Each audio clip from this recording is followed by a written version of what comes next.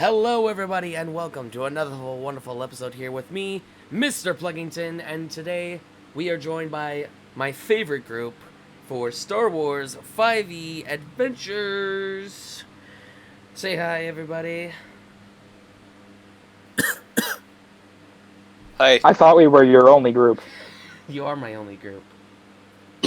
Well then, that just makes it wonderful, doesn't it? He's got a side group. He's got a side group, like a side chick. Are you cheating on us? The side bitch. No. Oh my word, he's even got a side Nura. Side Nura. He's like, can you roleplay as a Drathos that's also a consular? Because I don't know. That's just my own arrogance talking. Anyway. So, I hope everyone's had a good 4th of July weekend. I hope everyone was doing well. We did miss a couple weeks due to certain things here and there, but I believe we're finally back into it, hopefully. Sorry, we don't do 4th of July in Canada. Yeah, you do We're Canada above Day that. 3 days ago. I was doing absolutely Which is nothing awesome.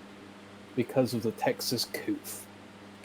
Yes, you guys in Texas. I'm doing fine. I had a great July 4th weekend, and I'm off tomorrow, which means I get a full free day of nothing extra, which is always Awesome. fun.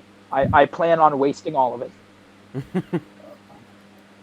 Oh, the southern U.S. is getting fucked by COVID. Like, holy crap.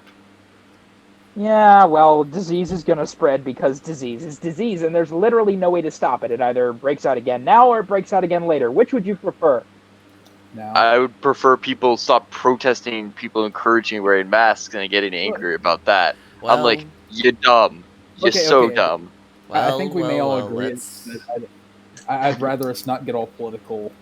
Yeah, let's not get Yeah, political. for the now. whole point is people are being stupid, and people, even though it's going to spread, people are not taking the precautions that they can to stop the spread. But anyway, we're not here to talk about that. We're here to talk to you about the Blue Shadow virus. So, Plug, I swear, if you bring that into this campaign, it's going to be a TPK. Anyway, Plug, what horrors do you have in store for us today? Well, let's get right into the episode then. There's not much of an intro, so we'll just hop right into it. And I just figured out the way on how I just put the fucking tokens in, just by drag and dropping them. Awesome, cool, we have the tokens ready. Great work. Anyway, so last time from what I remember, you were caught in the mix of a hunt of Trandoshans, who were the same Trandoshans that had came to originally pick up the group of Wookiees that you had rescued, to try and do as Trandoshans do for the great hunt under the scorekeeper of their culture. You guys had managed to defeat them by not killing them all. And yeah, so where would you guys, or where are you guys at right now, individually, and what are you guys doing? Well, I do believe Nura got some exciting news, so he's going to be in his room crying about it. What about the rest of you? Hawk is cleaning his sniper rifle. Alrighty. I'm just sleeping under the hollow table again. Alrighty. I'm just sitting in the engine working on that. Well, this is a great premise for roleplay, guys. Excellent. You're just in your room crying. I don't know. Yes, I know, but my word, we're all off doing our own thing. But I am actually prepping the ship because I know we were gonna head out to. We were gonna head to Ilum, I believe. But again, either you want to roleplay, hey, now's a great opportunity for a little personal development. I'd love to hear it. Yeah. If you guys want to, go ahead. Hawk is So, going I to fight didn't- the urge not to commit suicide. That actually brings me up to something. Oh no! What did I do? No, not that. Um, Buckeye, Oh, what did I do? what is your player currently doing, or what are you currently doing? I'm I guess my character is slowly waking up from under the holo table. All right. As you're doing so, you hear a small little ringing coming from your communicator. What the heck? What time is it? I opened the holo communicator. As you are opening the holo communicator, a familiar person that you know personally pops up on the HoloNet, which is your personal physician, Dr. Pu Kappa, who is he was a Kaminoan underground doctor that you have been in contact with for a nice couple years after Order 66 and all. As the person looks up to you and says, "Ah, Buckeye, it has been quite some time." Oh, hey Doc. What's up? I was wanting to check up on you and see how you're doing after the procedure. Have you been having any side effects at all? Not that I'm aware of. Well, that is good, as you're not having any drawbacks or side effects. So the procedure seems to have worked perfectly, as I have expected. That's good. How has your journeys been treating you?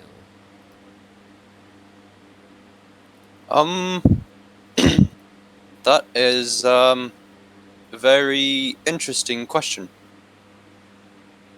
It's been interesting.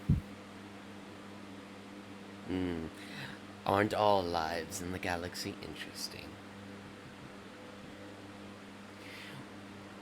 Do you have any questions for me before I must go at all? I do not think so. This is the part where you introduce Hawk into the situation. Oh, right. I have found a clone brother that still seems to have his inhibitor chip. Another one.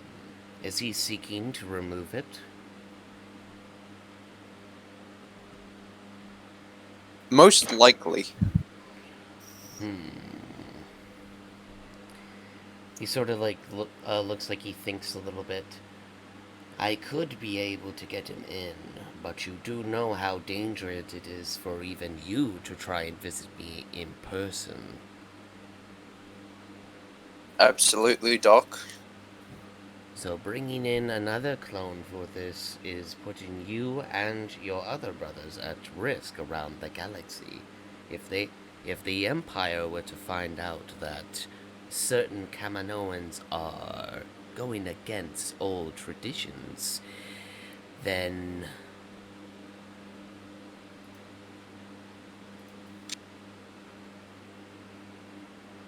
and he sort of just stops right there, as you already know what they might most likely will do.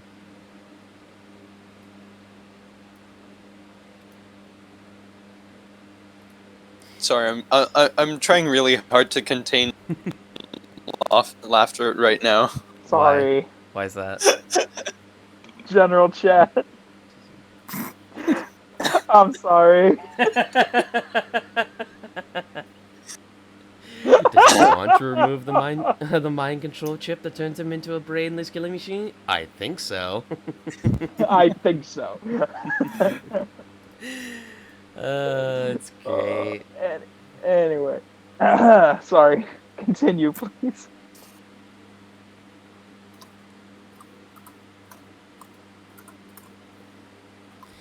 Well, if you are wanting to bring your brother here to do so, it will cost you credits just as last time, and you will have to. We will have to schedule it, and you will have to meet it in that scheduled set time.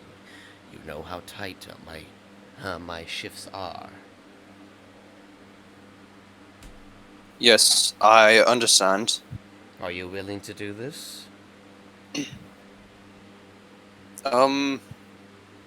Can I reach you back after I've met a decision? Yes, call me at my communication. Use this frequency. Don't forget it. Absolutely.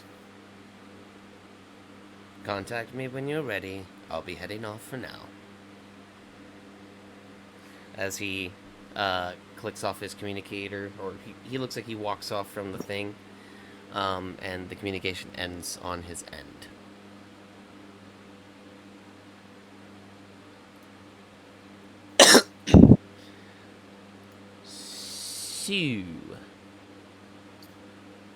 So I get up and start walking around the ship to see if anyone's awake. Alrighty. You do see that a couple people are awake. You do hear crying from Nura's room. Best not disturb Nero right now.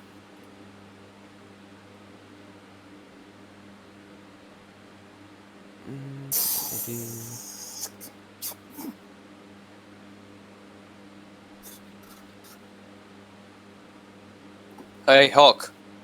Hmm. So, about that,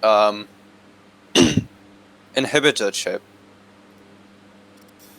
I may or may not have a way to get it removed. But it would be risky. How risky?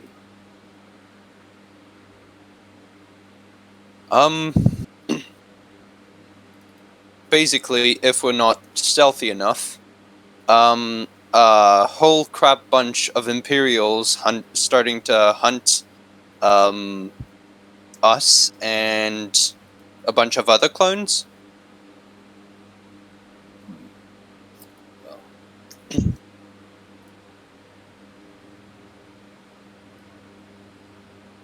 how about this?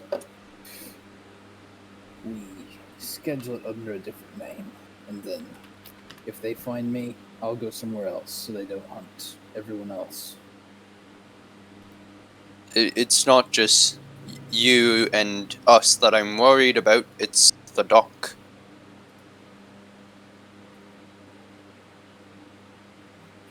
Kaminoan still doing procedures on clones when he's not supposed to.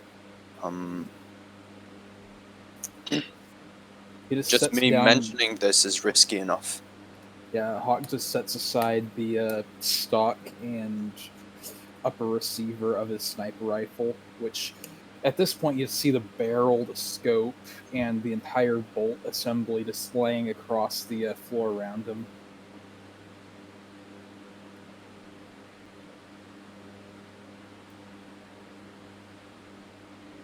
Okay.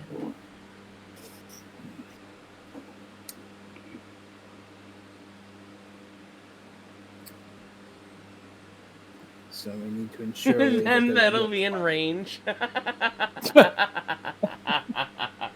Ah, I My love word. this running Anyway. gag. Hawk, keep on. We're gonna have to make that a T-shirt if this ever takes off. Hawk, go ahead. So, if they do end up finding us, we need to ensure a way to make sure the dog doesn't get caught.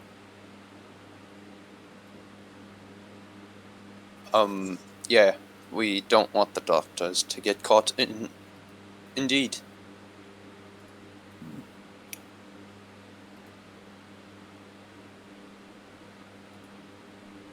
Schedule it. We'll do it on the ship. I'm not sure if that's possible. Well, we've got a medical bay somewhere in here, I think. I haven't been around that area. I think there's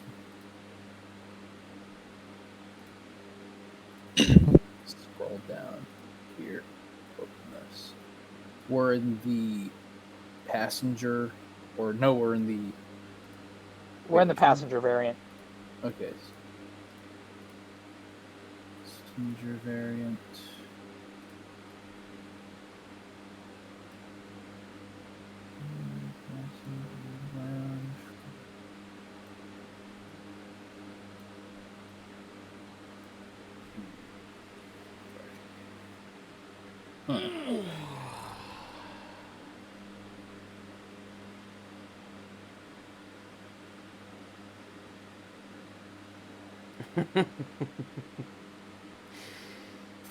So yeah,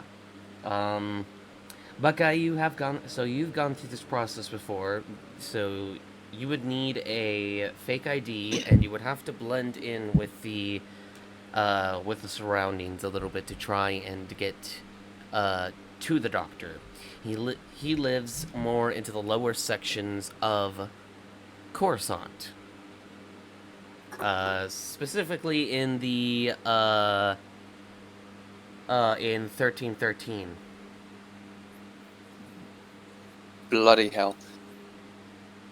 Well, I can always disguise myself as a bounty hunter looking to get some sort of augmentation. That's true. Maybe we should talk to the rest of the crew about this. I don't know about you, what you think about it. I'm gonna bring it to their attention. I'll get to work on this mess. Alrighty. And as that said, he picks back up the sniper rifle and starts putting it back together. Alrighty. By the way, I did not notice this until today, but they changed how many shots a sniper rifle has. Really? Yeah, it can only shoot 2 times before it needs to be reloaded now. It used to be 4. Yeah, they Very updated nice a bunch of things in the PHB. Interesting. Yeah, they actually made a lot of website changes with a lot of the stuff. That's why I don't have hidden ports anymore, because technically everything else has changed. I mean, I would know more stuff, but, I'm not exactly having access to their Discord at the moment. Thanks, guys. You can't take jokes. Anyway. So yeah. Oh, you were the one who got yeeted off the. Oh, there! I made waves. Did you get yeeted off? Oh, yeah, you did. Discord? Yeah, you did. I got banned. I got banned from the Discord permanently for extremely inappropriate remarks because we were joking about what. I won't say the joke itself because this is a YouTube video, but we were talking about what races in real life got what bonuses, and let's just say I said something a little bit racy about what bonuses African Americans would get because we went Italian, German, English, American, and then I came out with African American. Somebody else said Italian. Another person said what Indians would get, or Oh Native God. Americans. And apparently they took my joke and banned me and nobody else. That's So yeah, That's a big yikes there. ironic. and that happened 2 hours after the joke was made. There were like 8 people participating in that conversation, and nobody cared. And then 2 hours later, I got a notification I was banned. So now one of my friends just sends me the new releases. But anyway, yeah, so until they fix the handbook and start adding stuff, they've officially cut me off from all their resources. Thanks, guys. Oh, But man, for moving someone on from that. For someone who's contributed official stuff to the handbook, they better not find some of my edgier memes. Oh yeah, and from somebody who's also contributed stuff like, I don't know, the deck of many things. Right. They better fully credit me, and if they do, I'm gonna leave a little note. Yeah, they banned me from their server. Don't ever post stuff to them because they hate anybody that isn't them. Anyway. Anyway. So, what would you brothers like to do for this? Because this will be a big dungeon for you guys personally, as well. I think we're gonna wait until we get the rest of the team's input on this before going through with it. Gotcha. Yeah. Alrighty. Well, with that in mind, Nura, Yes. while you are in your room a little bit, now slowly calming down, you realize, or you notice, that in the compartment of your room where you usually have uh, the hologram map, you realize that it is flashing blue, a very light blue. Well, that's certainly interesting. I'm going to, first off, wipe the tears out of my eyes, wipe the happy tears out that I'm going to be a granddad. And I'm going to use force push pull to, pull the object over into my hands. And do I have to plug this in somewhere to activate it, or can I just activate it here? No, it's the hologram map. So it's the Yeah, Jedi okay. hologram. It's the fact that it's a holocron. So I'm going to use the force and meditate and open the holocron in my room. Alrighty.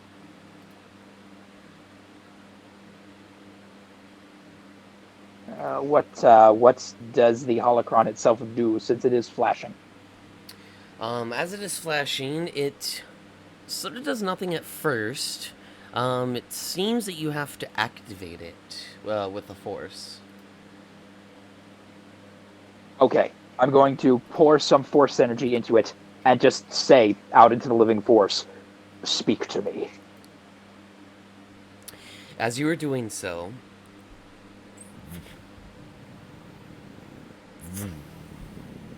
as you are slowly talking in, or as you're slowly using the force around the cube, it then does its little like animation, I guess you could call it, where the corners of it twist in different directions. They pop out, beginning to spin around it, almost in different patterns, as it begins to transform and opens up.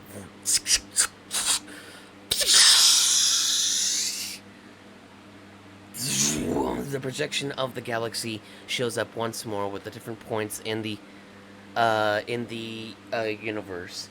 As you are doing so, in the force, you can hear a voice in the back of your head.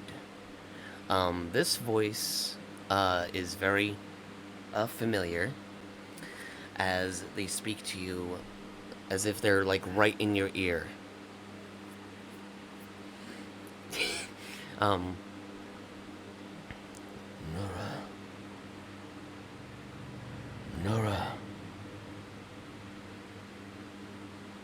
Nora. Out of character, I assume this is Qui-Gon. Yes. Master Qui-Gon, what need have you of me, Master? It is time for you to head to where you had once began. You must fulfill your trials as a Jedi once more. I've already fulfilled the... yes, Master, I will do my best.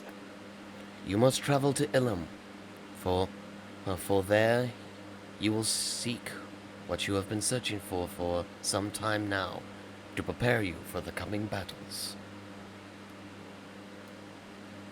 Master, I do not know if I am ready, for though I am aged, I have fallen from the path. I have gone against the code. I know you to be more understanding than most, that the code is not all of the Jedi's life, but do you truly think I am ready? If you believe you are not ready, then you must let the Force guide you. The Force will have your answers, but do not rely on it. Use your natural instinct. I know you are a lot smarter than you think, Nora. You doubt yourself in different ways, and that is sometimes a fall of a Jedi. But do not let it consume you. Do not let doubt fill your heart. Yes, Master. I will convince my companions to head to Ilum as soon as possible. However, it may take some time. I will obey the will of the Force. May the Force be with you. And then, And also with you.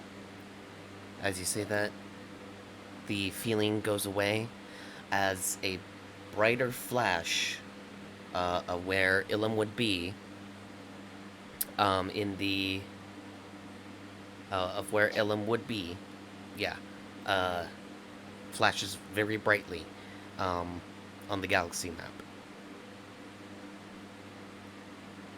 Okay.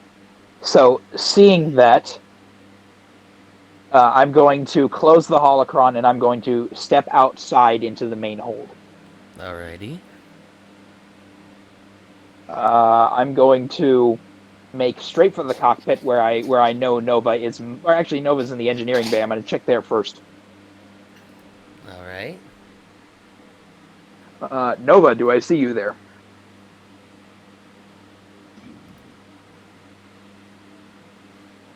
Nova, what are you currently doing? I am prepping the ship for our trip, so just doing a final rundown of all the new equipment, just doing a final check in the engineering room. But the door is kind of like open right now, so if anybody wants to grab me for anything, I'm available. Okay. Right. So I'm walking into the engineering chamber and very gingerly, Nova, may I speak with you for a moment? Sure, yeah. Well, I know you're not very attuned to the Force, but I've had a vision. I do believe we need to head for the Outer Rim. There's a planet that we need to visit called Ilum. My destiny is drawing me there, and perhaps you could find some peace as well. It's an old sacred Jedi place, and who knows, perhaps you could find your comfort there. Sure. I don't see a problem with that. Excellent. I'll go tell the others. And I turn around and run headlong into Buckeye. Okay. You both bump into each other. Kind of harshly, but not too bad to where you're gonna hurt yourselves. Buckeye, I'm very sorry. My apologies. I kind of look at Nova, look back at him. Were you coming to tell Nova something as... Sorry, you cut out a bit. were you coming here to tell Nova something as well? Yeah. Yes.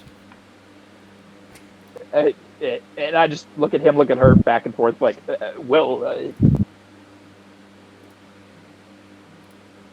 Are you okay? yes, I'm fine. Just, what did you want to say? I'm a little flustered right now, still processing the news. Well, sorry.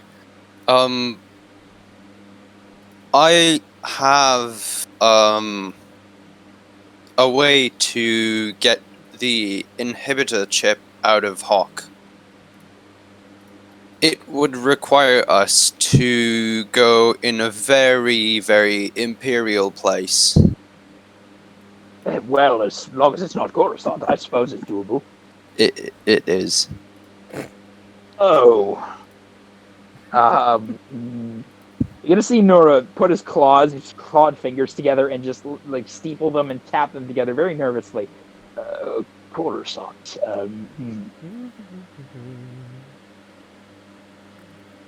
Heard of 1313? Have I heard of Sector 1313? Being on Coruscant, yes, you have heard of Section 1313. Oh, yes. Never has there more been a wretched hive of scum and villainy. It's a wretched place. Who is this we are meeting there? Oh, wait. Hold on. You said this was... Go ahead. You guys continue. I got a call. You said this was to remove Hawk's inhibitor chip. Yes. Hello. Hi. Nova, you were anti-imperial. What do you say?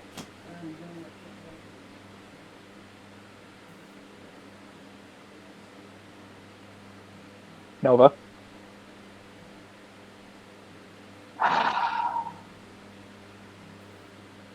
Every time. Nova has left the chat. Please call later. Nope. What? There he is. There you are, Tyler. You keep dropping off. God damn it. Like either you don't respond to us or something's like. Anyway, Nora's asking you, what do you think about going to Coruscant since you're anti-imperial? I think that getting a chip out of his head that makes him want to murder one of our crewmates is a good idea. I also think that if we are going to go to Coruscant, I do not think you should come with us in any way. What, me? I can be very discreet. Yeah, I've also seen you get in a fight and then shoot lightning out of yourself and force stuff, and yeah. If they have some way to sense you, you go to Coruscant, we're all dead. If we go without you, the odds of us getting out safely actually go up, if that makes sense. Also not the sneakiest of individuals. At the mention of the lightning, I flinch a little bit. Yes, that was a one-time thing. But here's the deal. There are likely no force sensitives on Coruscant. The Jedi were... Well... Anyway, this would be Sector 1313, literally level 1313, the Undercity. So long as I stay in a cloak and don't use any of my powers, I should be able to easily pass off. And you don't know how many scumbags are down there. It would be easy enough for me to go along, but should push come to shove, I'd be pretty useless in a fight. That's why no offense, Nora, but the odds of us having to sneak around is probably the highest. First off, you're not the sneakiest of individuals. And second off, if we do get into a fight, you're more of a liability than a assistance. You're right. So, Buckeye, would you be comfortable? Well, if we land in 1313, I have Victor. I do think that we might do that a little later, because if your force thingy is like time sensitive, we should probably do that first. I don't think so. Out of character, I think getting this. Also, Nura would prioritize Hawk getting the chip out of his head over his own lightsaber and his own trial, because again, Qui-Gon's been talking to him for about 2 weeks now. So actually, there's another. Would this doctor be willing to send us how that's done? Because I know a few doctors that should be able to duplicate the procedure. I'd have to ask him. Contacting him is pretty risky enough as it is. I'd really have to see. Well, you could literally mention that you were wondering if you could send you the information on how to do the surgery that you got done. Don't even talk about clones or anything like that.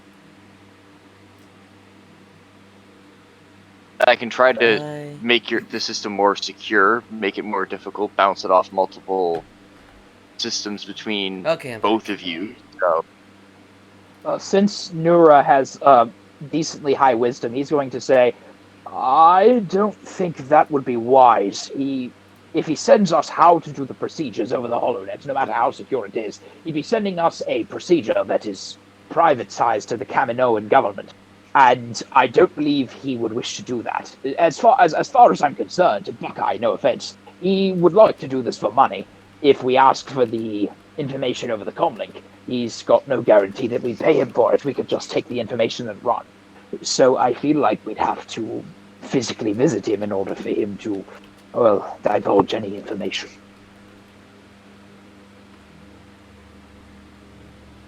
Also, out of character, I think we should stay on script with this. I don't think there's a workaround, Nova. Not saying that you can't do this. I don't think Plug would like us to find a workaround. And I just...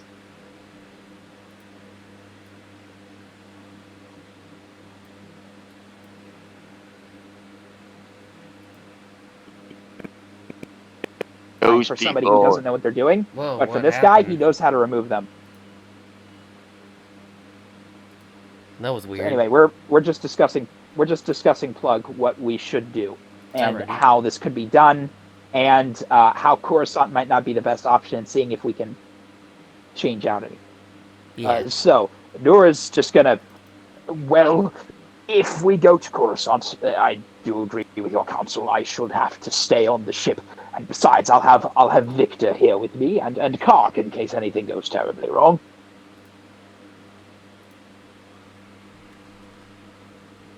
I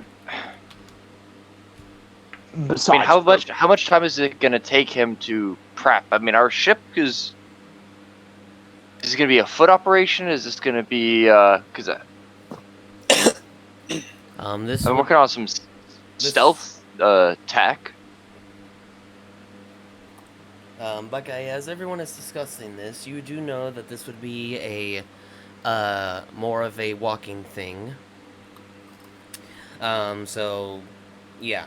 So it will be a bit of a walk because he is deep in a certain level in 1313. I tell them the situation.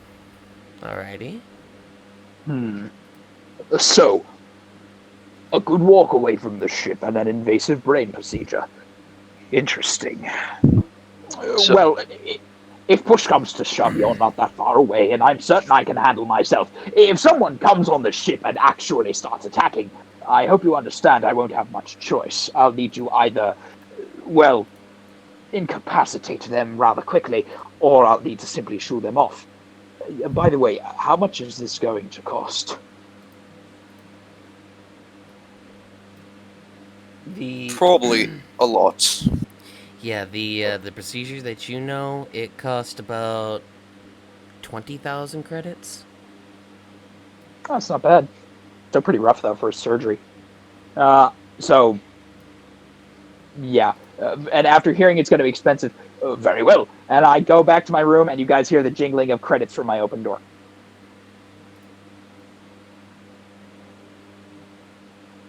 So I guess we're doing that instead of his Jedi thing. Alright. I'm guessing he chose this indeed. You guys are both going to hear telepathically from across the chamber. Don't worry, my temple can wait. It's sat there for years, and nobody's discovered it yet. We'll be fine. That sounds like famous last words right there. Alright. Shut up, I'm making meta jokes on purpose. Quick question. This is for, like, DMing. How big of a tile space would a large creature uphold? 4. 4? Okay. It would hold 4 tile spaces. Gargantuan would hold, I think, a 3x3. Yes. Yeah, because this is a So this anyway. is a large creature. Oh, great. Anyway, yeah, we're I would say out of character. Nuris decided he wants to get this chip out of Hawk's brain right now because that's part of the thing that's affecting him, especially after the rather dark conversation he and Hawk had. Nura wants very much to help Hawk in any way possible. So Nura's getting his money and he's on board for going to Coruscant right now. Plus, it's on the way to Ilum anyway. It's like half the distance. Oh, it is? Oh, awesome. It's okay. Think about it this way: if this is a right angle where it's like left and then up, we're at the top. We're going down to the middle point, and then to the left would be Ilum. Thereabouts. It's like a space routes. But yeah, Ilum's closer to Coruscant than it is Dantooine, so we're halfway there. Living on a prayer. Nura when he takes 1d4 damage. Anyway, let's. Yeah, Nura's okay Playing with it. Hawk said he wrong wants band, it. too, so- All right. Buckeye wants it. Nova, you're okay with it, right? So we're heading to 1313. Oh, I am. Unfortunately. Yeah, I actually do have 2 spells that are going to be very helpful. I have I have invisibility and pass without a trace. So Advantage with a +10 to your stealth. Wait, why don't you just let... Never mind, I'm out of character. Never mind. Just cast invisibility on Nura. Shoot. Well then, I gotta make some. No, DM, you have to know these things ahead of time. Don't... You know what? Double the HP. No, anyway, screw it, triple it, screw it, unlimited HP. Just Regeneration, 10 HP a turn. Anyway, yeah, we're ready to go, I suppose. So, Nova, would you care to take us to Coruscant, please?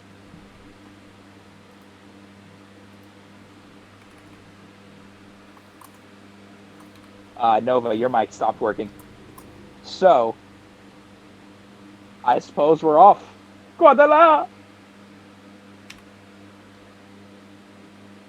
Oh, is this going to be one of our official visits, or should I use the secondary transponder? You know what? No, official.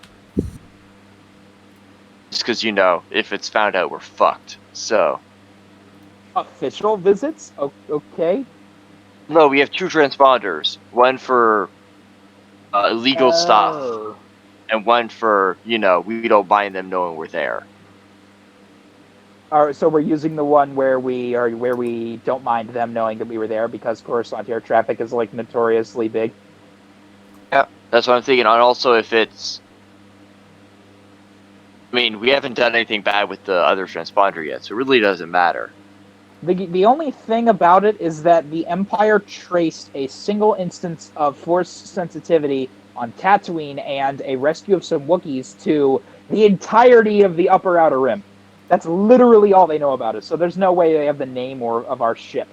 However, oh yeah, that's right. Doesn't the cloaking field cover Victor as well, even when we're not cloaked? Yes, he gets into the So, okay, yes. So Victor He also has invisible. He also has basically a hiding spot where he's kind of inside the ship and covered. Yeah, that's right. So- it's like how. so- So yeah, we're okay on Victor. He's not going to get sighted, and on 1313, I don't think anybody's going to care. So yeah, we're off to Coruscant. I don't think Alrighty. anybody's ever seen a vulture droid before on 1313, so I don't want to risk it, though. Look, people see a vulture droid and they see it active. I'm not saying we show Victor around. I'm saying he's just going to be under the ship, not noticed. And in case something goes wrong, people are going to see a lot of vaporized bodies next to a vulture droid. They're going to run. They're not going to report it to the Imperials because it's 1313. Alrighty. Well, this is going to be a semi-small dungeon for you guys. I will say that right now. So there will be cuts and corners and areas that seem like the right way, but yeah. Okay, don't give us all the answers at the beginning of the dungeon. If this is going to we're going to have to fight our way to this guy, then that's going to be interesting. But yeah, let's just do it. Alrighty. I mean, this is kind of necessary for Hawk's character, and Nura's not going to take no for an answer after what Hawk said to him last time, so... Yeah, and I hope it makes sense character-wise for my character to be like, no, Nura should not come with, or Nura should not be involved in this, just because if you freak or twitch and use a force power, and something on the planet picks up on it, we're hooped. Yeah, I know, and Nura will be on the ship waiting anyway. There are ways you could get around using the Force. There's ways he could get around it, but anyway, we're heading off. Alrighty. Well then, that will give me some time to do so. So, as you guys are preparing for everything, pilot, make me a pilot roll, please. By being assisted? Yes. I believe that's. Hold on, I was on the wrong character. It's +4. Oh You god. said guess- you were I made assisting? this ridiculously huge. I have a piloting of +6, so... Well, I can assist you then. Alright then, so Nova?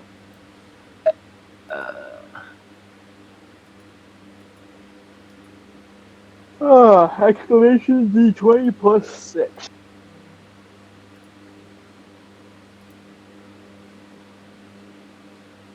Process of... Yep. You gonna roll the pilot? Yeah, I'm rolling. Alright, sorry. You just took like 30 seconds. I was like, huh? Oh, it's... You know what the website should allow you to do? It should allow you to, or I know it requires more coding for them to do this, but they should add in a feature later on where you can switch what ability score the weapons use. Especially since You better be glad you have advantage on that because Hawk's helping you. Okay, that's much better than a natural one. I'm sorry, but yeah. I believe the sword, if a weapon, if it has finesse, automatically takes whichever one's higher. It Well, the does that reason for you. The reason I say that is because of like the Achani order thing, where you can. Yeah, and you have to do manual calculations because it's a feat or a race feat. Anyway, so class plug that feature. class feat, whatever. 22? Plug, Okay. that's a 22 piloting. Alrighty, so you guys are able to get off nice and smoothly. And you guys are now heading out to Coruscant. Let me... I do want to do some jumps in directions that'll make it, if they can somehow, I want to make it so we can't be followed. Okay. That takes us a couple hours more, or a day more. I'm totally fine with that. I'm just Alrighty, your path to Coruscant will be kind of wonky, but not too bad. Yeah, so I'm just gonna make a random roll. See what happens.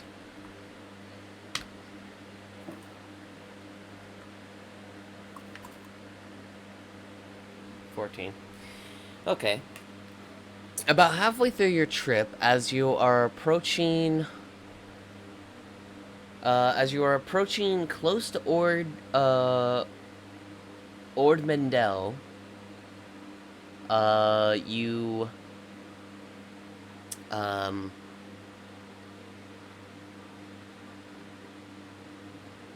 trying to think of what I want to happen. As you're approaching Ord Mendel, in the control room, there seems to be a flashing light that's indicating some sort of issue with the hyperdrive. the hell? I tore the thing apart with my bare fucking hands as I kind of just keep us flying as I kind of run back in engineering to see what the hell is going on. Cool.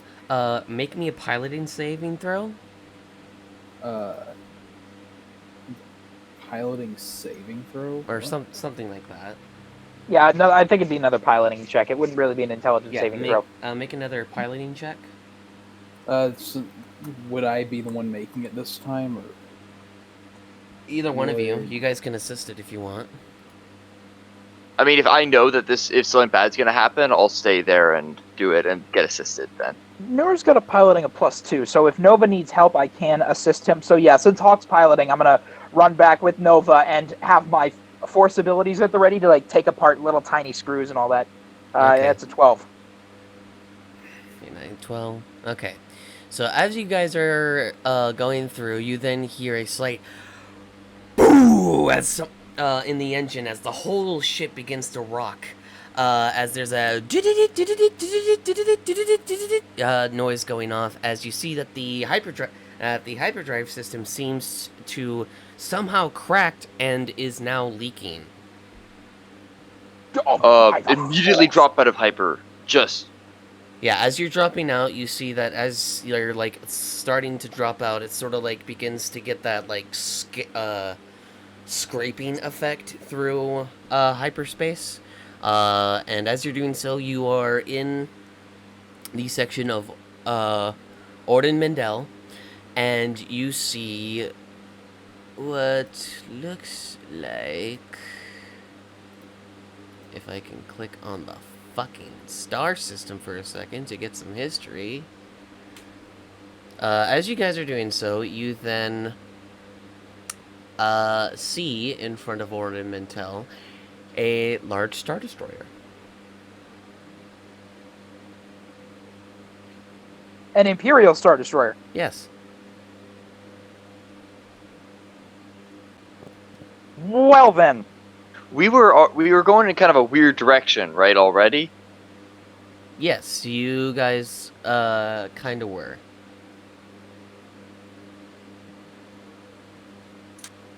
What in the Well- bloody heck is the Star Destroyer doing here? We're on a pretty major route, right? This isn't just some random. Yeah, this is one of the major routes.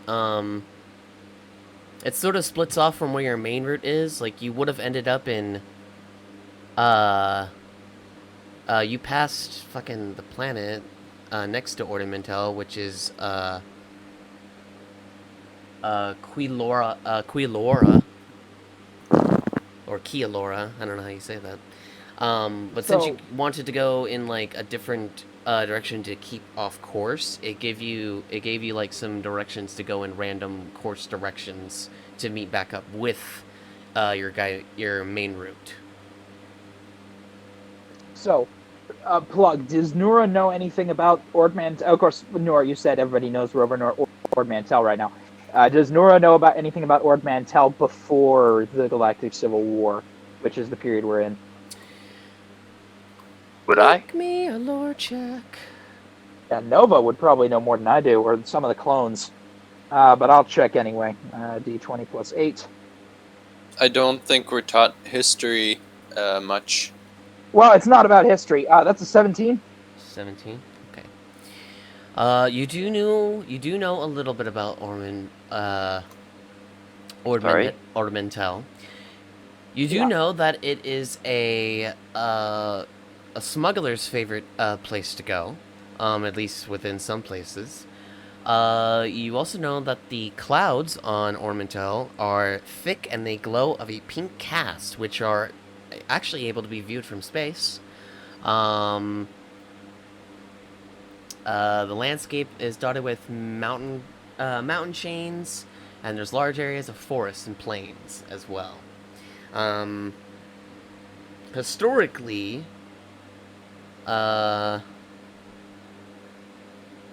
you do know that there was some issue during the Clone War with the Confederacy of Independent Systems during this time. So, yeah. Okay.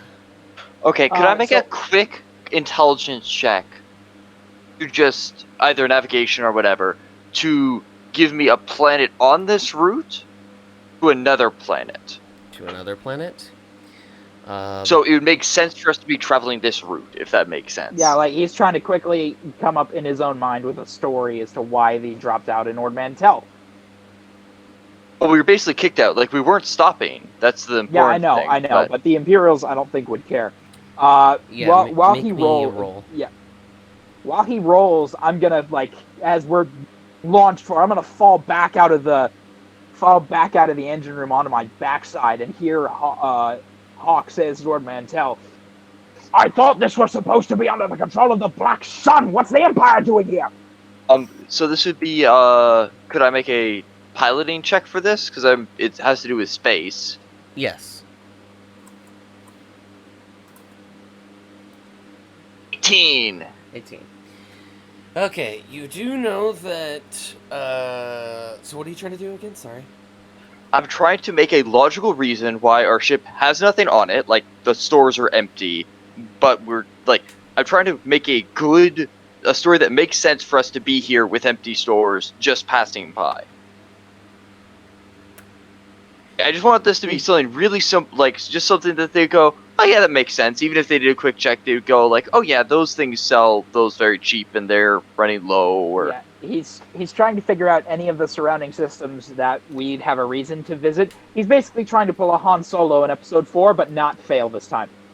yeah, and with 18. Do any of the surrounding systems have anything interesting that might be worth picking up at this time of the year? And DM wise, you could literally like wave your head and say, "Oh, it's just this," and it's fine. I want that.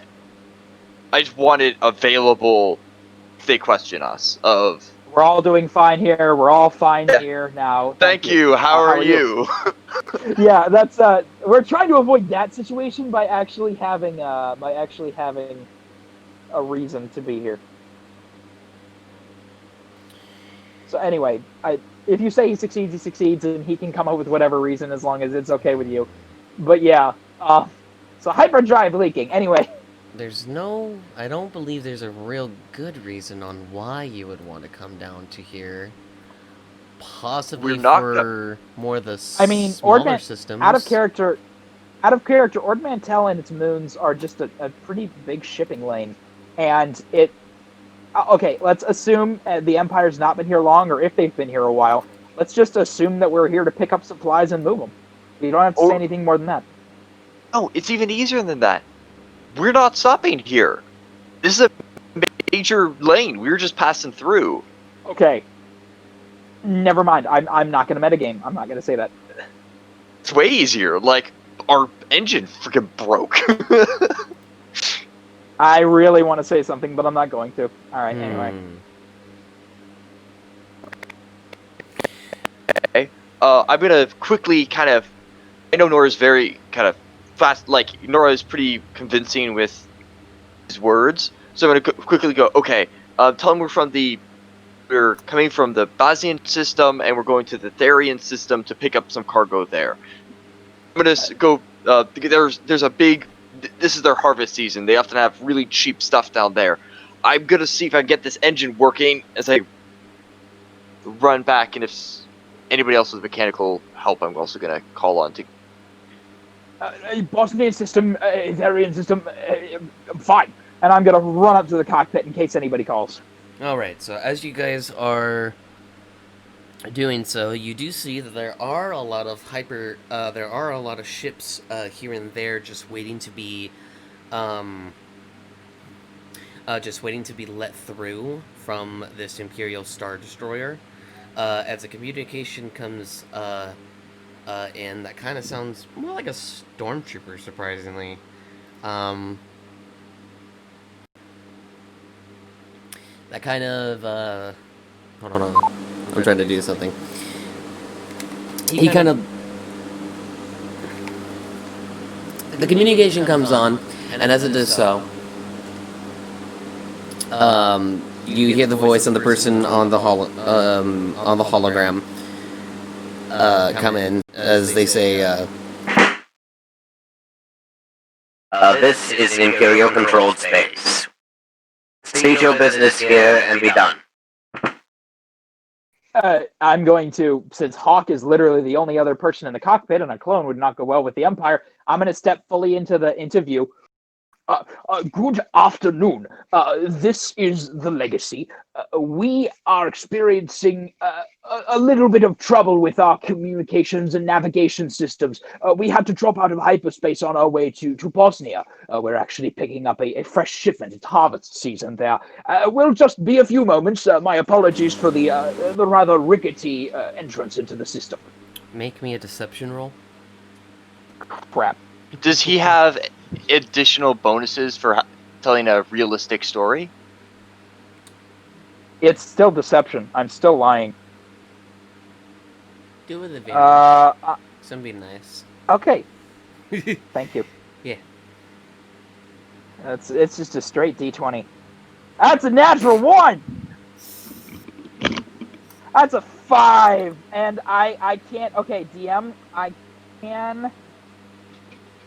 No, that's visible. Force powers are visible unless it says they are invisible, so I can't even give myself guidance or valor or anything like that. So yeah, that's a 5. All right. Also, DM, I said our communications equipment was experiencing malfunctions while actually talking to him. So,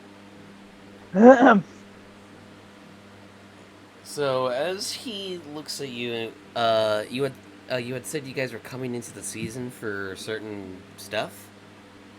yeah, on planet Bosnia, this is a way on the route to planet Bosnia for their harvest season, which is in universe time. It's about 3 months from now.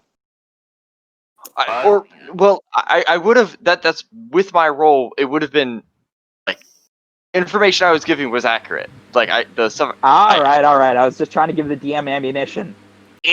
Screw you. Bosnia. Anyway, I'm not convincing.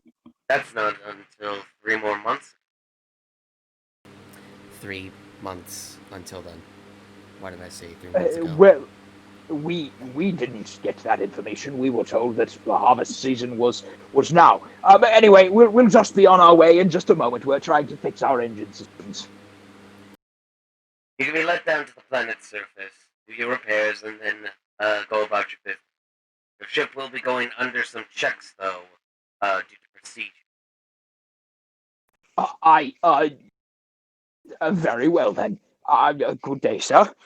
Head to hangar 2. Communication cuts, Yes, and sir. yeah. Oh, So, as you guys are heading down to the surface, you do see that, you do see the reason why they're here, as in the distance of the city that you are approaching of Ord Mantell, there seems to be a very large siege going on here, and there is smoke coming from the city in different parts of it, as there are several, TIE fighters passing by here and there, and there seems to be some AT-AT walkers more out into the field distance, assisted by AT-STs. It seems the Empire is doing something very empire-y. Nora's gonna see that and just go pale. Oh my. I'm in the back working on the engine, trying to see is anybody assisting me or no. You feel us hit atmosphere. I'm still I trying guess- to get the figure out what the hell happened to the hyperdrive. Nova is right pissed. Like, she has no idea what went wrong. She is like, she put a lot of money into this ship and she's fixed it herself, and it just gave out on her. She is in like shock and anger right now. Nora is going to walk back to the engine room very gingerly and kind of lean in the door. Is everything all right back here, Nova? As soon as you round the corner, one of those respanner like mechanical devices just gets thrown out the door. I'm like, just goddamn piece of. As Your bangs and I'm stuff. gonna make a dexterity. I'm gonna make a dexterity saving throw just because I want to. That's a -1 to that. It is a series of words that you did not know could be. Nova Could knew. be said. Okay, that fails. So I get hit. No, that was in the my face. mechanical Ah! check. Oh, that was your mechanical check. Never mind. I just kind of threw it behind me. I wasn't even aiming at you. I was just throwing Okay. it. As I duck out of the way. Well, dodge a wrench, I can dodge a ball. Anyway, Nova, I trust things are going not so well. You may wish to know that we're heading right into the middle of an Imperial war zone under threat of annihilation. Oh, perfect. Yes, AT-AT and AT-ST walkers are abounding in the sector. We're landing in Hangar 2 because the stormtrooper trained their turbo laser guns at us and told us to land. Okay. I'm gonna grab a waterproof bag, open it, and say lightsabers and the holocrons in here. Well, I don't have the... Fine. And I grab what I can, and I put the lightsaber pieces and the holocrons in the bag. I'm gonna seal it, walk into the waste dispenser unit, and put them in there. Alrighty. It's a sealed Fine. bag. Yes, but whatever. And I'm gonna go and I'm gonna hit the side of the bulkhead. Buckeye, you may want to lock and load. Roger that. Cool, as you guys are all preparing for that, you eventually get to the surface of the planet, as you do see that it is a full Imperial invasion. As you are also doing so, you see that there's several different posters and everything in hologram form of what looks like drawn-on descriptions of several different aliens. One of which looks like a Black Sun member. Another one looks like a Pike member, and another one looks like a female human. Do we recognize any of these individuals? You do not. You only know what they look like by their race. Okay. So since we're all in the same general area, and since we've already landed, I was the one who contacted them on the communicator, or at least I'm the one they spoke to. Now, there are currently 2 clone troopers on here. I'd prefer that both of you at least stay on board right now. The Imperials are going to want to speak with me, unfortunately. And Nova, if you wouldn't mind donning your full armor and acting as my bodyguard, I do have. I could cloak them and get them out somewhere if that would be safer for them. I think the best option would be to meet the Imperials head on and just settle whatever inspection, debts, whatever, and get on with it. Okay, I'm going to cast. Can I, with that 18, could I figure out what was wrong with the engine? What Yeah. happened? Yes. So it seems the bolts from that were connecting the that were connecting to the main hyperdrive core seem to have slipped, and the two valve systems that are right next to each other, which are that you colorized to be like, this is flammable, this is the igniter. That was what caused it. The bolts had unscrewed themselves somehow, and the leak, both sides of them had leaked together, and it caused a chain reaction to make it explode, which has then caused it to also leak. Okay, could I do anything to get the... is this hyperdrive toast? No, it's repairable. It's just gonna take some parts here and there. So Ormantel's perfect for this. Yes, absolutely perfect. An Imperial occupied dry dock. What a best place to get random spare parts. Anyway, Nova, is your character gonna, since they know what's going on, is she gonna try to fix that the whole time, and I should just go out alone? No, I will join you just in case shit goes down. But as we're doing that, as we're kind of heading down, or right as we're opening the docks to head out, I am going to make both of our clones invisible. Okay, cast invisibility at what level? Level 2, so it affects both of them.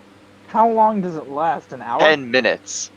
10 minutes? Oh, dude. 1 second. Okay, then. Second. Are you sure you want to waste points on that? I mean, they may not even come on the ship.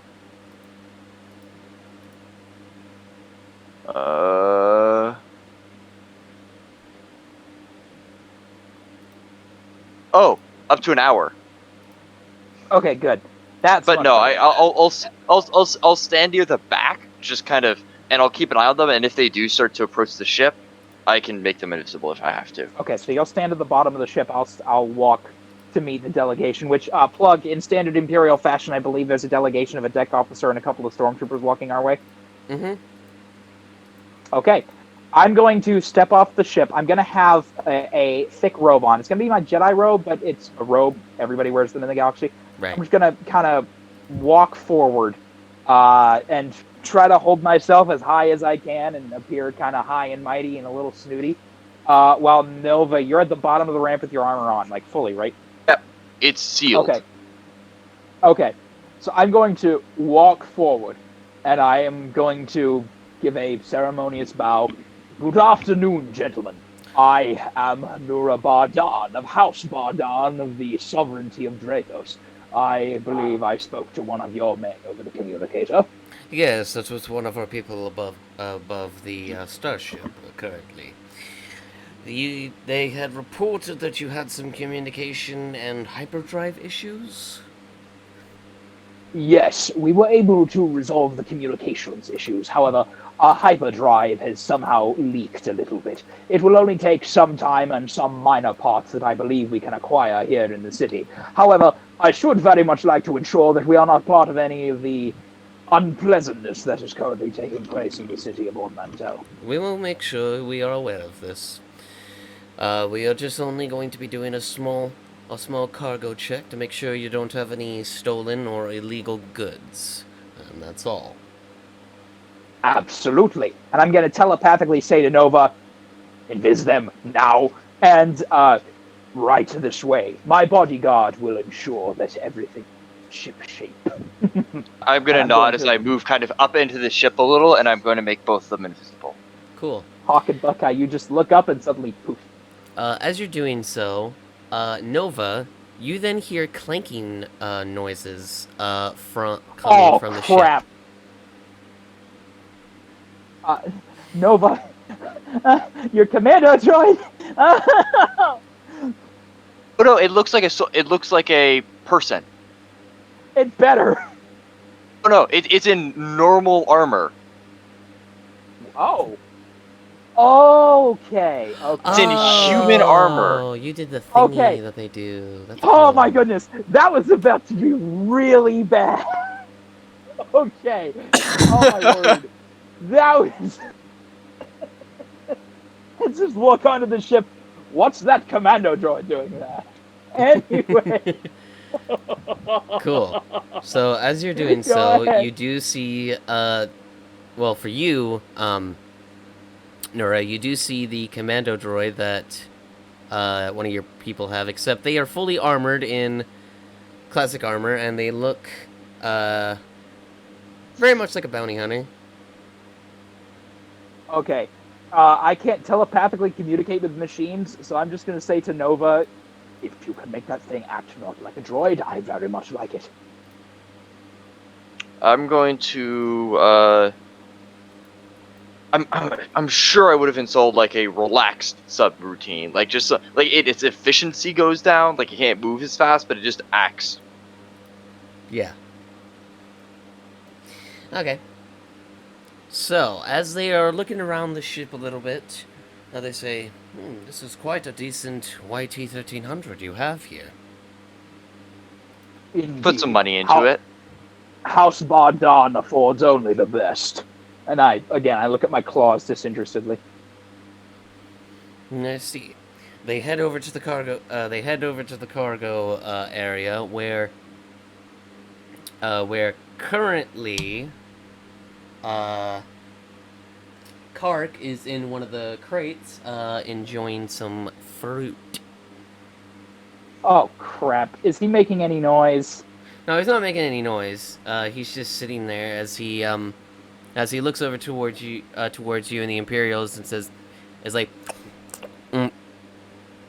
Oh, hey. we would have to be fair, we would have Let's just let this roll. This is more entertaining. Let's again look. I'm all for doing things the right way and not letting the DM mess with us, but at the same time, this could be hilarious. So let's let it play out. I'm going to kind of facepalm and step forward. Excuse my Ardenian mechanic here. He's got quite a sweet. Why don't you just get back to work fixing that blasted hyperdrive, you? And I'm going to telepathically say to him, just do it. We're in danger of being shot. He nods as he closes the container and looks at him and says, fruit's in here. So, and just with the rest of his monkey palms still eating like the one piece of fruit, he's kind of like getting all messy. Goes out fairly quickly, like he's sort of trotting. My sincerest apologies, officer. You're free to look around as you wish. You shall find only the finest ingredients for the finest meals that House Bardan can afford. And the cargo I know of is going to find various meat, a couple of fruits, and then my spices. Again, not illegal, just spices for food. Okay. So the droid that he usually comes in with, which they've been doing, is the K2 K-Series Commando droid. He looks around as his eyes just do like the scan just around us. Sir, all cargo has been scanned and uploaded into the PDA. He says, good. As he looks over at everything and says, a variety of spices. Indeed. I myself dabble in cooking, and I prefer to have only the finest of spices available to me, much better than you can get in the Outer Rim. In fact, would you like a sample of them? I understand, and I look directly at the stormtroopers. I understand how hard a soldier's life is, and I wouldn't mind parting with a few of my more expensive products if the Imperials would be willing to show appreciation for such a thing. Make a persuasion check for me. Okay, that's a +6 to that, so I'm just doing it as, first off, Nura, being a Jedi, he does acts of goodwill out of the kindness of his heart, but also he understands he might be able to get something out of this. That is a 23. Okay. The officer looks at him, sort of thinks, then looking back at his men, and says, "As a matter of fact, I would like to get some for the for my men here. Would you boys enjoy some of the spices?" As a few of them say, "Yes, sir. Yes, sir." Very well, then. And I'm going to rummage through our stuff. I'm going to grab about, I'd say, a liter-sized container, and I'm going to grab there are 3 different spices that I bought. I'm going to grab a third of each, put them in the container, and shake it up, and seal the container and hand it back to him. This works as an excellent dry rub. Marinate the meat that you make for about 2 hours, and it'll do much better than the rations you normally get. And I'll wink at the stormtroopers over emphatically. They look at you and says, "Thank you, sir. Thank you, sir." As Indeed. Now, I do believe we are done here. And I just smile, not like trying to force them off the ship. I just gently smile in my own haughty, trying to be noble way. The officer looks at you and says, "Yes, everything checks out. Nothing illegal on here. You're all set, and you're all free to do as you wish." He sort of walks up for a second and says, "Oh, before I forget, to make sure you don't run into any trouble with our boys out there," he grabs into like a side pouch that's in his on his coat, as he pulls out what looks like data cards, as he says, "Show these to our boys, and they'll know that you're not part of the siege that's happening here. They won't do any special things. These are handed out to people directly." Thank you very much for the consideration, officer. You have a pleasant day. He smiles toward you, "And thank you for supporting the Empire." More than happy to help. They head And out, I'm gonna and they take- do their thing. Okay, how many data cards did he give us? How many, data chips? He gave you 1 each for every single person on the ship. So 2. Yeah. 3. No, 3. 3 of No, us. my So, droid. 4. 4. Okay, then. Sweet. So we have 1 for every party. Well, we have 1 minus 5. So, are these data chips good for identification on this planet only, or are these actual Imperial access cards, as in, they are... Okay, historically, is this like screaming, "I'm a Roman" in the Roman Empire, or is this just good for Ord Mantell? These cards are known as free pass cards for Imperials. Basically, if any planet is under siege or is under Imperial control that has certain resistances, these cards are to be shown to patrols and officers. They'll usually question you about where you obtained the card, how you got it, etc. And then, depending on what you say, they'll let you go. But yeah, it depends on the officer, and it depends on the stormtrooper. But yeah, You committed crimes they'll- against Skyrim and her people. What say you in your defense? I'm Don't the worry, Jarl. I'm a Thane. Oh, forgive me, Thane. Anyway, yeah, that's awesome. I'm gonna hand these over to Nova. Keep. That's get out of jail free cards, or at least if somebody's chasing us, we might get Imperial assistance. That would be very fun. Anyway, I'm gonna hand them right over to Nova. Keep these. We'll use them later. And I'm going to continue talking. You do think you can fix this? Do you need parts from this sector of the city, or will you be able to fix it yourself here? Okay, before I do that, was this sabotage, or did he or me somehow make a really big mistake?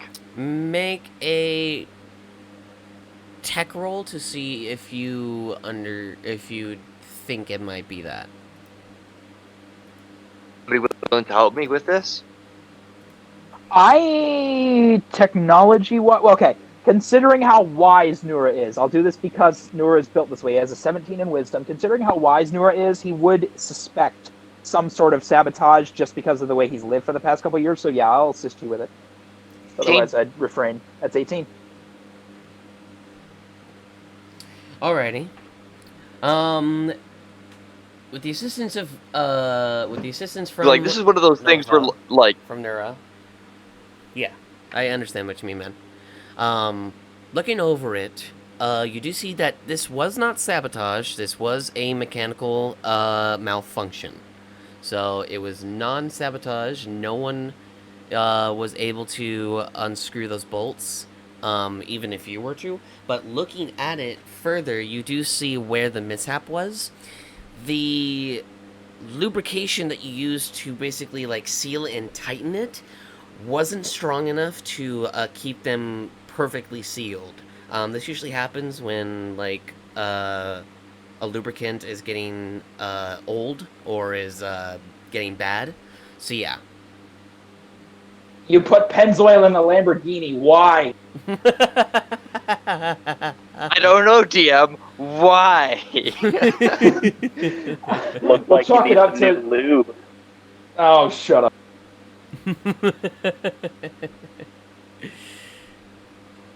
Whoa, what do they do?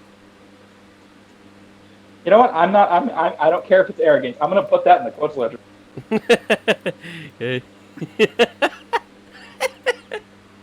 Okay. So yeah, you do not suspect any sabotage, and looking over it, there is no sabotage to be shown of. It was probably just a mechanical failure on your part, which happens. Everyone has mistakes.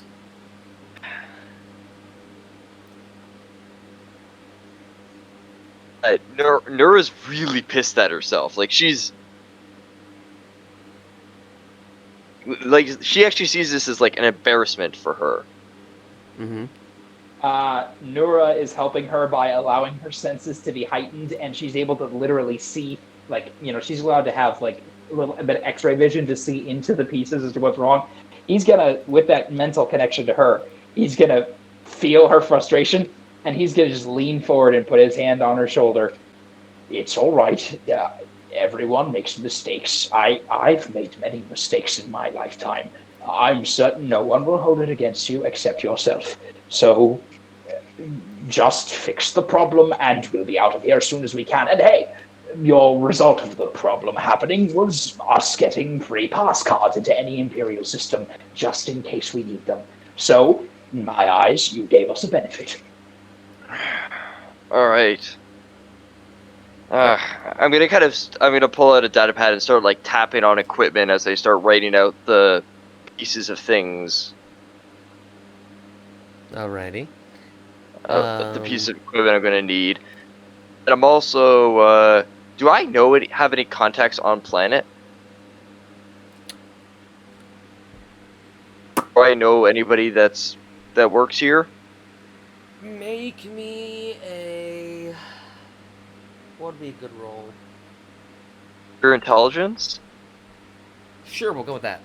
Make me an intelligence roll.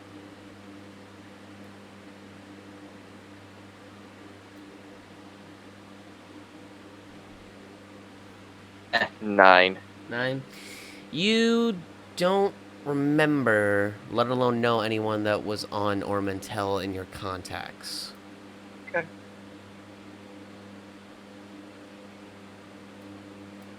So yeah.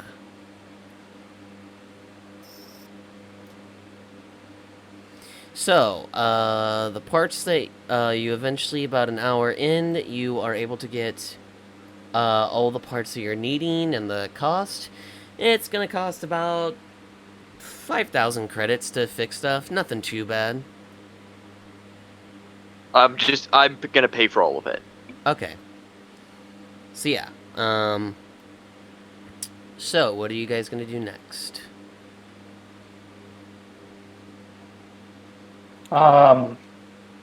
Considering we're in Imperial controlled space and this is going to take a while, I'm going to just go talk to Hawk for a minute because I'm still a little concerned about him, and the reason we're on this trip is because something major is about to change in his life, and I'm going to just go into his room. Hawk, do I see you in there? Yeah, he's sitting there messing with his shotgun now. Okay. Nora's going to very gingerly walk into the room. Hawk, What's up? Whenever you're talking to him, he just rotates the back of the shotgun and pulls out the back assembly. Hawk, are you feeling all right? Just cleaning my weapons. Well then, I just wanted to talk to you for a moment. this whole procedure, this whole journey, it's for you, and, well, I just wanted to know how you felt about it. Well, if I'm no longer a risk to the people around me, then there's gonna be an improvement on my end, as well as yours. Well, I certainly appreciate it. I've never heard of this inhibitor chip before, but I should like to say I'm very glad that you're able to deal with this problem. You will be able to start living your own life after this. Mm-hmm.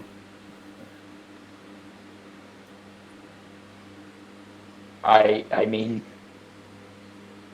what do you think is going to happen once the chip is gone? Honestly, don't know. Maybe everything that's been happening in my head will finally stop. I don't know. Nora just kind of nervously looks around. I do hope that getting this chip removed changes your mind about yourself.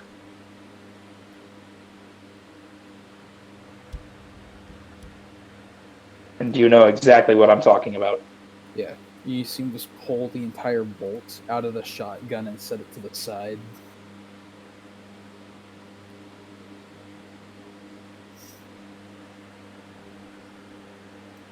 Okay. Is all right, and then I'm just gonna start to walk out of the. Yeah, I'm just gonna walk out nervously, still wondering whether or not he's gonna be okay. But yeah, that's the hour that I've spent. Alrighty. So, as you're doing that, Nova, do you have the droid assist walking with you? No. No? Okay. Not right now. Not right now. I'm recording.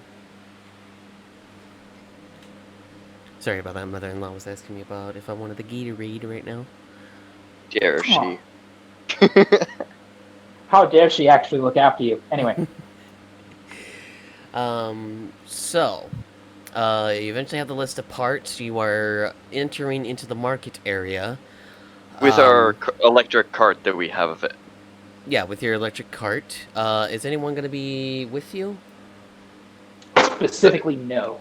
Well, does anybody want to? I mean, if the droids are in full armor, they can. Like, Are there spots to buy armor, like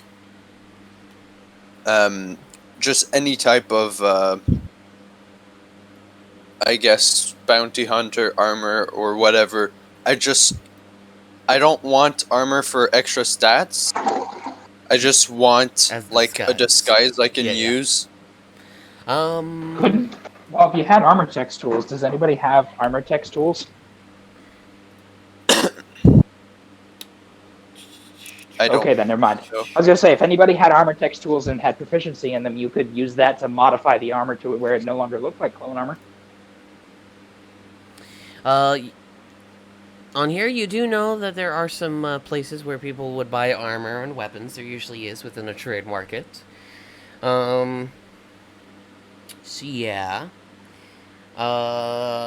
You would just have to go a bit farther away from where everything is at.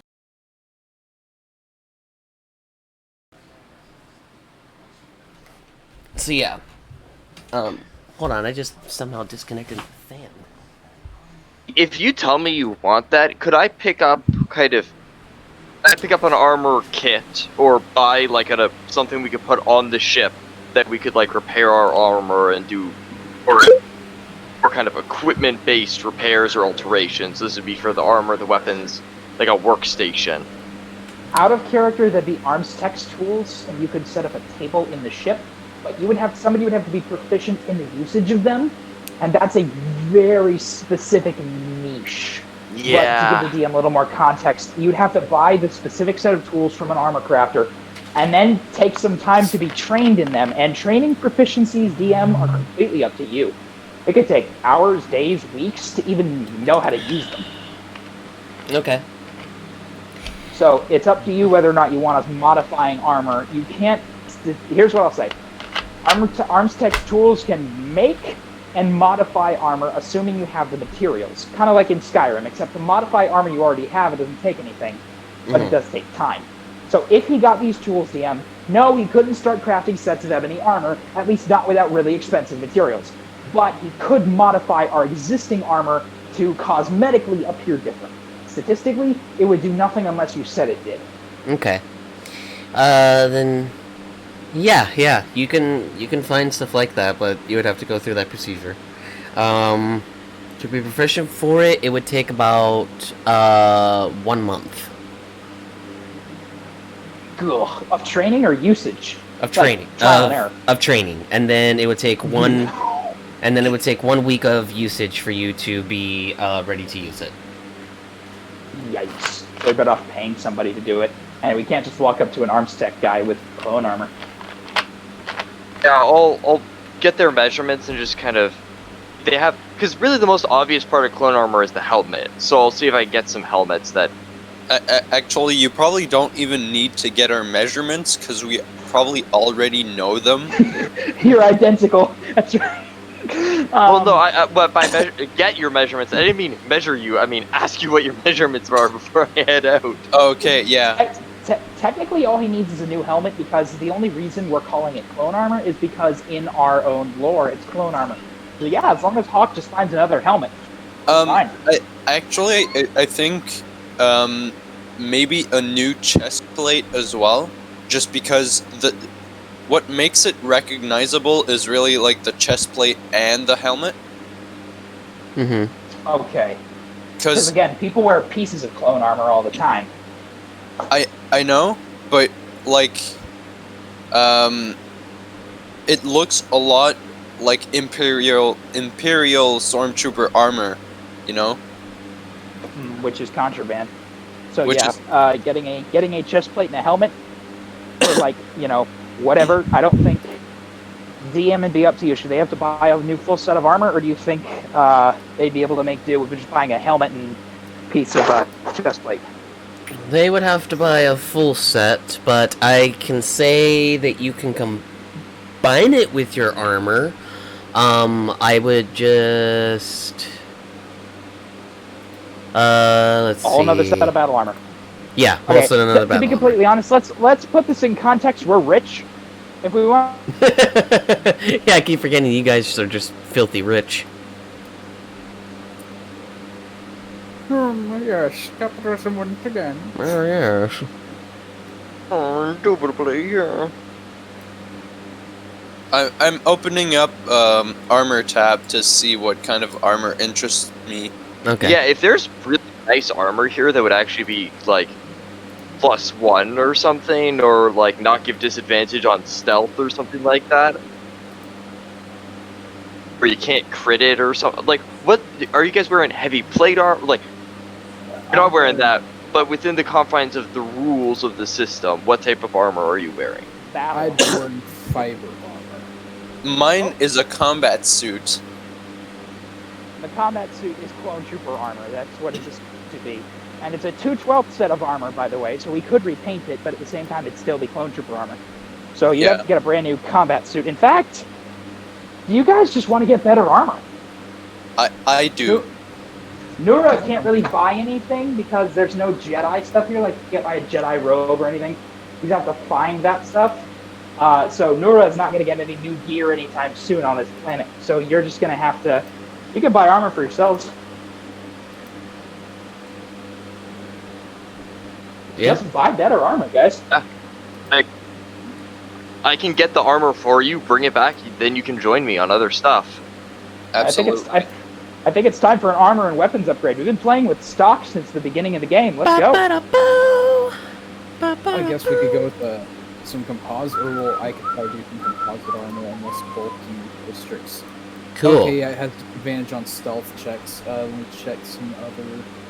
Well, wait, there might be some mods that you could get to remove the bulky, I'm not sure. Ooh, armor modifications, some underlays. That'd be nice.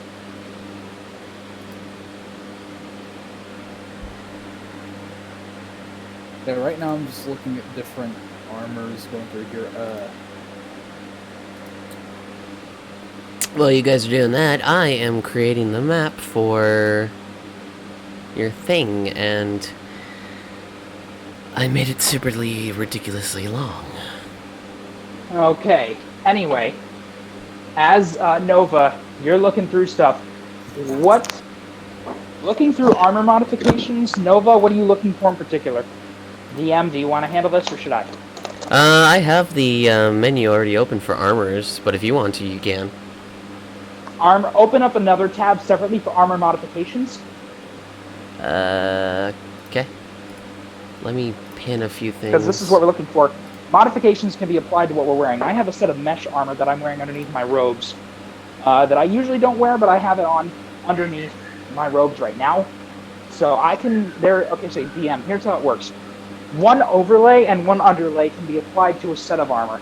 Any underlay or overlay. Mm-hmm. However, it does take time to apply, and the time is much increased without armor text tools. For example, I would say, well, guys, what do you say? That's my homebrew rule for adding stuff to armor. You can modify armor with underlays and overlays. It just takes time. Yeah. With a workbench and tools, you can do it instantly. But DM, would you say in your campaign, would you just let us do it for the sake of doing it, or would you make us take time? You would take some time. Just some, not a whole lot. So we can do it on the way. We can do it on the way to our next destination. What thing do I open? Is it... You're going to open up loot, and you're going to open up armor modifications. It doesn't show armor modifications. It shows armor, weapons, adventure gear, enhanced items. There you go. Okay. Enhanced items and sort by armor modifications. So to avoid a merchant issue, let's just see a list of things we can buy and pick from that. Modifications. Is there any way to remove the strength requirement of armor? Let me. I'm gonna help the DM with this. Anybody who's listening to this recording, I'm gonna have the list of modifications up as well, because I have experience. Because one of my players is a Zabraki barbarian who has armed text tools and asks me about this non-stop. Oh, really? So, enhanced items, armor modification. Might we also get some blaster modifications for the boys?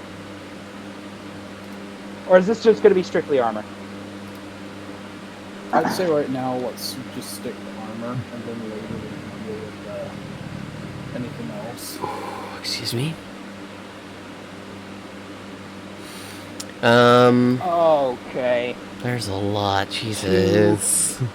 Yeah, there are 161. Right now, Nimble the plating. only thing that I can get that's better than my armor, unless I go with like a heavy exoskeleton, is like flexi metal fiber armor or just fiber armor. There's nimble plating. There's nimble lining. Let's take a look at that. Let's take a look at what those are. It's alphabetized, so I'll look at nimble lining. You gain a +1 AC against ranged targets and a -1 penalty AC against melee attacks while wearing this armor or wielding the shield. And additionally, it gains the Agile 1 property. If it already has the Agile property, its Agile number increases by 1 to a max of 3. So basically, Nimble allows you to be a little special. Oh, manageability armoring. This armor loses the bulky property. Nova, are you looking for something to get rid of the manageability of your thing? I'm looking for something to get rid of the strength requirement, because I have 8 strength. All the better armor is at least 11 strength. Let me see about this. Let me, If we can't find it now, we'll probably ask the people in StarWars5e if there's something like that. There should be something that allows you to increase your strength. Silence armor. The armor gains the silence property. Ooh. Reactive armor. Oh, there we go. Hydraulic equalizer. The armor or shield strength number is reduced by 1 step from 19 to 17, 17 to 15, 15 to 13, or 13 to an 11. If the strength number is 11, this modification removes the strength property from it entirely. Perfect. What is the strength property on your armor? The armor I have right now is nothing, but the armor you want, what's the strength on it? they're both 11. All right. So if we get a hydraulic equalizer plug, that would be what they need. It's only a Mark 1. Mm-hmm. Would you like me to come up with a price on that is fair to you as a DM, or would you rather come up with a price? What would your price be? 8,000 credits. That's decent. Hi, Benny. Hello, Stephanie. That's not Steph. Steph's not here today. That was What? me. That was me. That was what? All right, then. Yeah, my aunt-in-law Yeah. has a dog, a little chihuahua, and her name's Penny. And All right, then. Anyway, so Nova, 8,000 credits, please.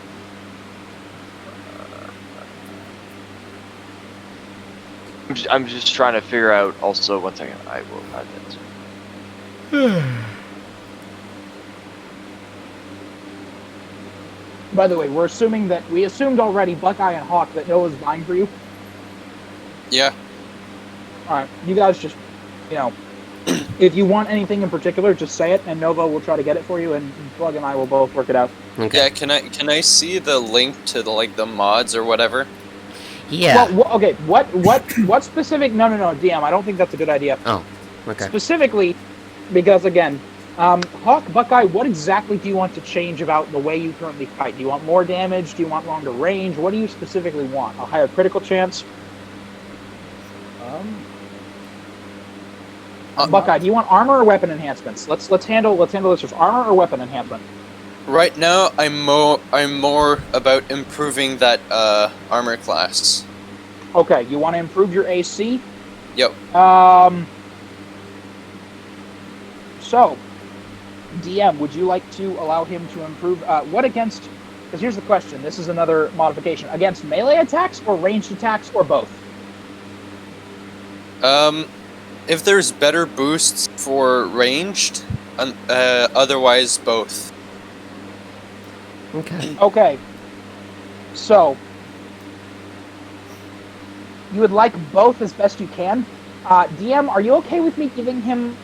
Now, I'm not going to give him, the level 20 modifications, but are you okay with me giving him pretty decently tiered stuff since we're, level 7 now? Level 8? Yeah.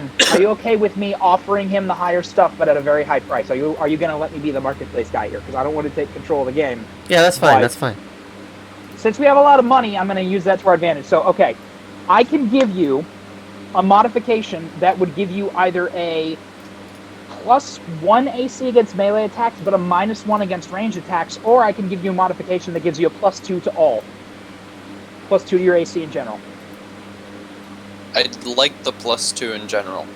Okay, 35,000 credits. Sounds fine. Okay, then. Wait. DM, are you okay with that? Yeah, that's fine. That's fine.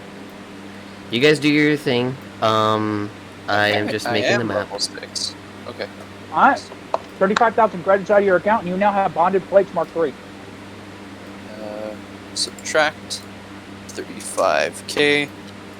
And then add bonded plates Mark III to your inventory. Hawk. By the way, for sake of not being overpowered, I assume we're going to go with either one or the other for modifications. There will be time to do this later. So for right now, Hawk, what are you going to do? I'm probably gonna try and get that, what is it, the compound armor, and then try and get that thing that removes bulky, whatever it's called. Do you have bulky armor? Not yet. I was talking about getting armor, the composite armor, and then getting the mod for that armor. Since we're just talking about getting upgrades at the moment. Okay, Wait, so what? you're trying to look for something that gets rid of bulky for a future armor set. There is something like that. Yeah, That I there just is. saw. I forget what it's called, though. What's it called again? Bond. It's called, yours is called, Yours is called a my word, why can't I think of it right now? It's a bonded plates Mark III. Flexible armoring. This armor loses the rigid property. That's rigid, not bulky. Nimble armoring. It's nimble armoring. Okay. 'Cause I Nimble couldn't plating. find- Wait. That's what on earth? Yeah, no, it's not. Limbit shielding. The shields gain the limbit property.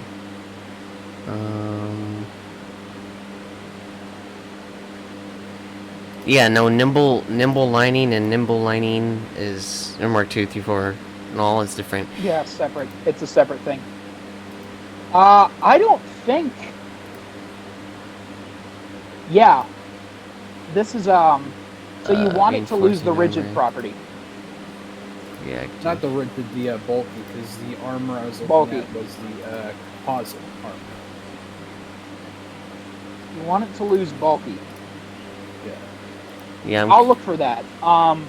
yeah, I'm currently looking for something like that too.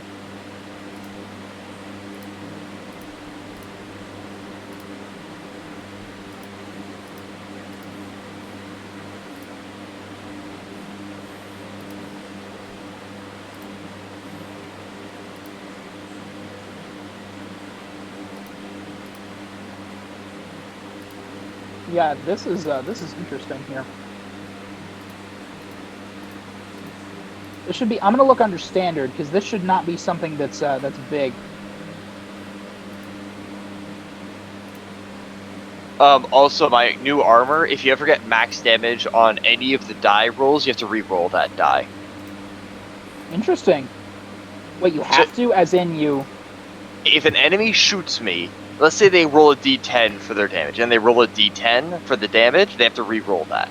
Manageability armoring. Regulated. That's. There we go. Now, my question is, what does bulking do? I don't have my armor's not bulky yet. It's Beskar weave armor. We're talking about Hawk right now. Oh, sorry. While wearing armor with the bulky property, you have disadvantage on dexterity stealth checks that rely on sound. Okay then, so Plug, this would basically remove the problem of him wearing heavy armor. For Well, it's not heavy armor, manageability, it's medium. So okay, still and it get, causes disadvantage on dexterity. stealth checks. Okay, so for manageability for this, that's going to be 25,000.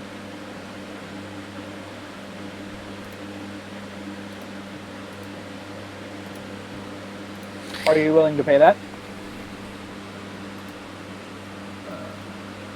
How much do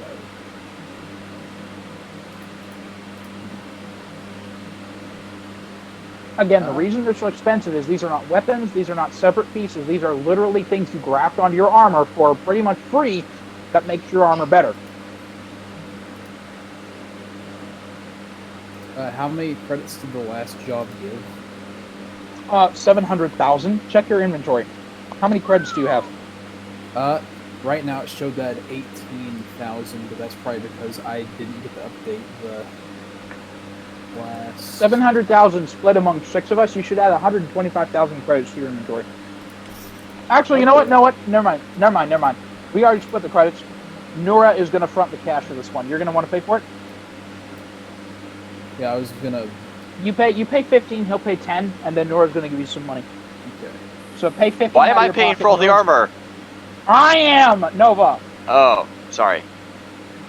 I'm going to pay 10,000. Hawk, you're going to pay 15. And then Nora's just going to, out of character, give you the money. Give you some of his money I just later on because... I just did the math to fix that. I just didn't remember how much we got from that job. Yeah. So anyway, now you have manageability armoring, so you can go ahead and add that to your inventory and equip it. For Nura, he's going to look for specifically a underlay. If he can find that.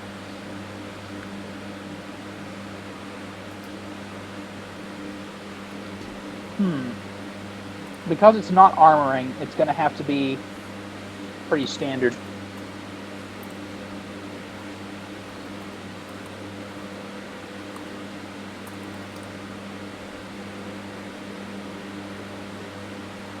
Oh, I just thought of something how I can be able to do this. Cool. Awesome. What is it? Oh, on how I can use this overly stupidly very tall map. I could just, since I sectioned it off, I could just use it as layers.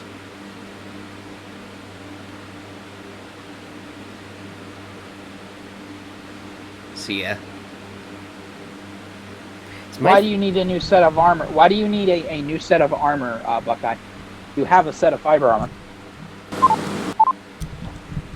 No, I've got a combat suit. Oh, and you I want a was set go- of fiber armor. Yeah, I want that plus Oh. one. I could just Okay. give you the fiber armor I was wearing. Okay, then that's What- settled. Wasn't that the Oh yeah, that's the thing that was bulky to you or no, something? no. I was getting composite armor, so that Oh. I could replace the fiber armor with that.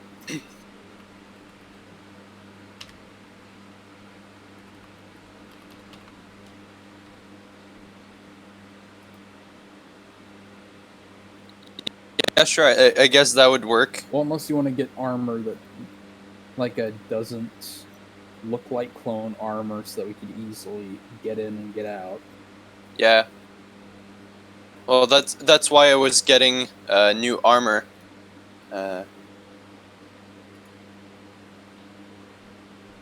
Okay.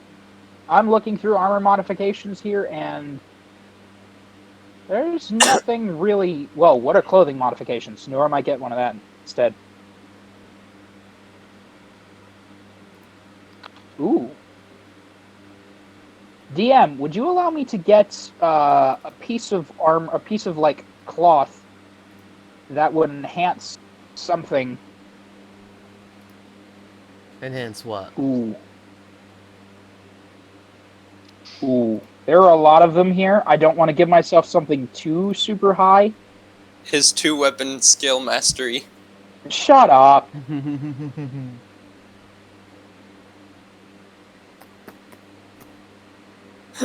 These only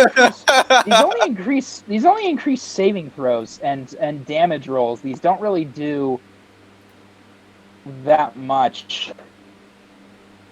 Ah, that's terrible. These overlays only affect saving throws. They don't really do much. Okay.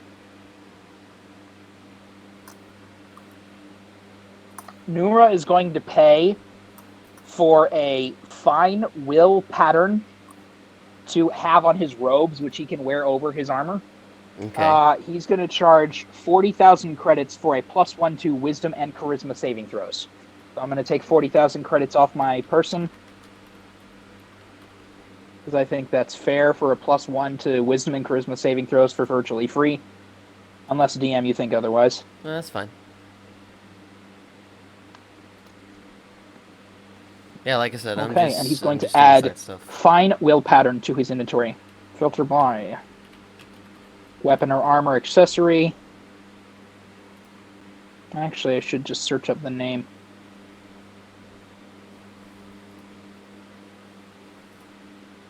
There it is, clothing.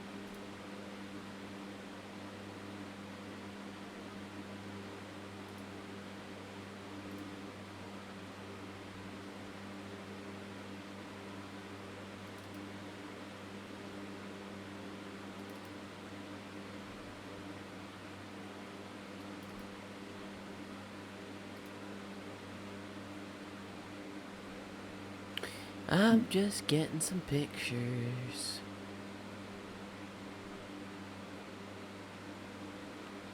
Just gonna add a fine will pattern to my personal gear because I can't seem to find where this is armor.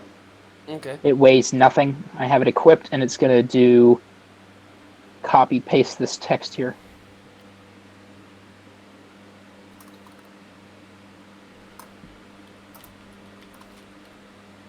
That's just a reference image. I'm certain that's not what's actually happening.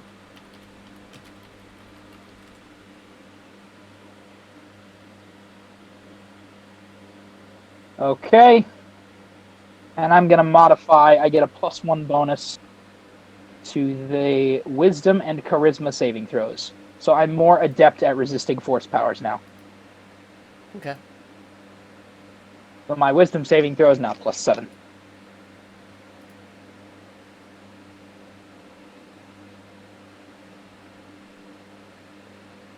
Awesome.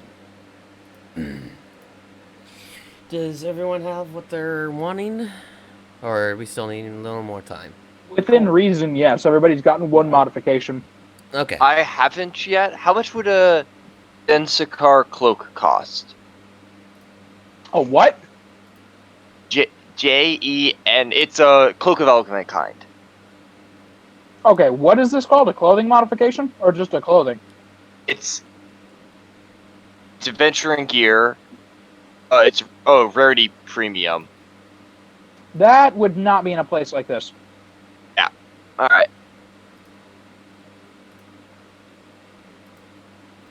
Okay.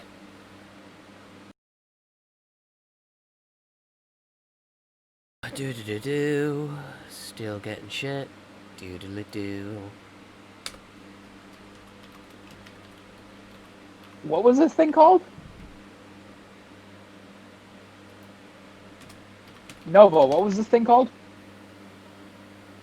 So go to enhanced items and type in GENSAARAI.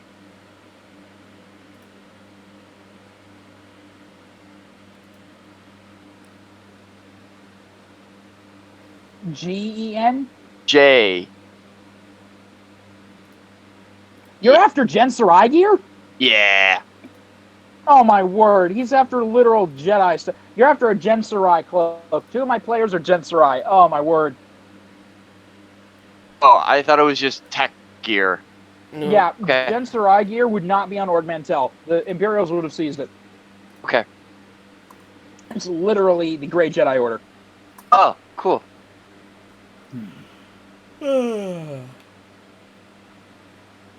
Alrighty. Alright, DM, we're done. Alright, so I'm going to make this small part quick.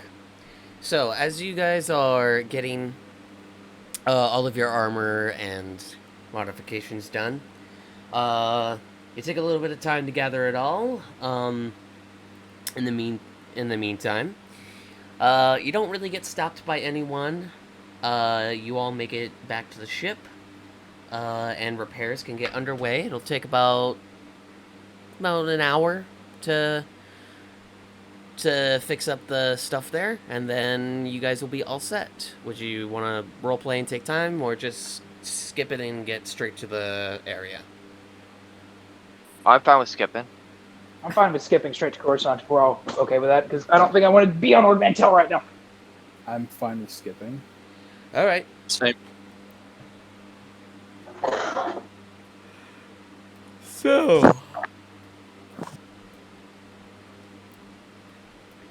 as you guys are all, what the?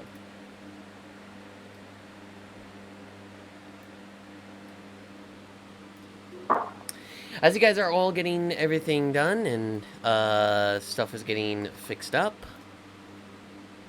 you guys are ready to head out. So, you hit in the hyperdrive, and then you guys are off. So, Head right to Coruscant. Do Right. not stop by go. Do not collect $200. Let's just get there. alright, so, you guys are jumping out of hyperspace, and you are heading towards the planet, planet surface of Coruscant, to do the thing. As you're doing so, you do see several different areas, but the one in particular that you are trying to find is 1313, which is one of the biggest holes on Coruscant. You eventually find it as you're descending down. Well, hold on. Before we descend fully down, because, you know, Nora lived here for most of his life, as we're approaching the hole where 1313 is, you guys, or whoever's in the cockpit, which is Hawk and Nova, you're going to see him look out at a very burned and destroyed building with 4 spires, one on each corner, and a central spire. And you're just going to see Nora physically react when he sees the building and just kind of turn and walk out of the cockpit. Oh, and I would have also, at some point during the flight, taken your all your stuff out of the shitter and given it back to you clean. Oh, okay, thank you for that little note on the side. But anyway, yeah, Nora sees a random destroyed building and reacts, and you guys notice, and he walks away. Alrighty. Well, as you guys... Hawk... Sorry. Yeah. As you guys Hawk, are were you... sending it all.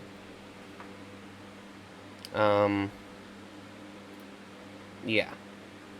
A communication comes in for Buckeye from your doctor.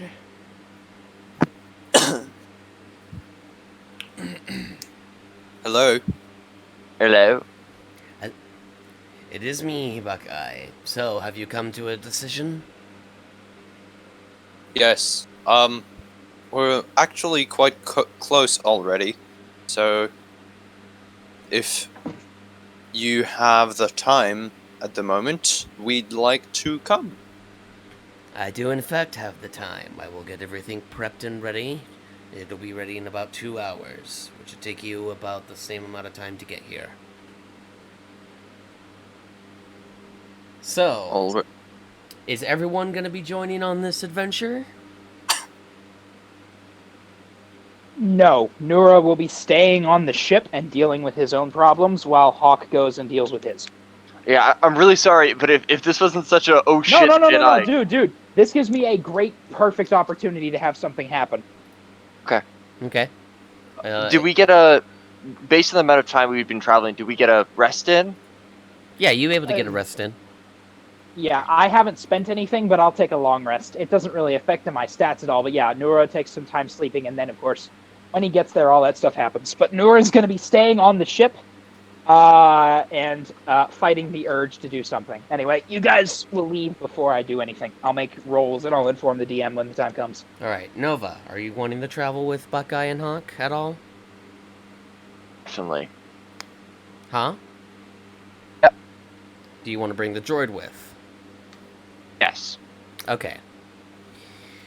Alrighty then. Well.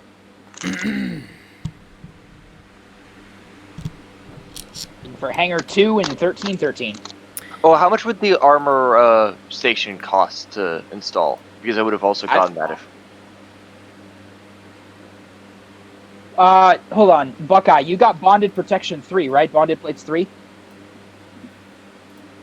Yeah. It's for both. That's the reason it costs so much. It would have cost you 2,000 for a +1 to melee and -1 to range. Cost you 35,000 to get a +2 to everything. Because I'm looking at the enhancement and it says melee attack. Bonded Plates Mark 3. Yes. You gain a +2 bonus to AC against melee attacks while wearing this armor or wielding the shield. Oh! I thought it did both. Okay, I got the wrong name then. I'm gonna find the correct one and DM you what the correct one is. Okay. So, yeah, you guys continue on. Buckeye, I'll just DM you what the accurate name is. Alrighty. Cool, so if I could have all of you guys switch your screens and attention towards the sharing of this, which I will also be doing the same thing. Is there a way of expanding this? Is there a way of expanding this? I don't believe there is. So are we skipping There over we go. to the Roll20 view or something? Just look over on the live share, and then yeah.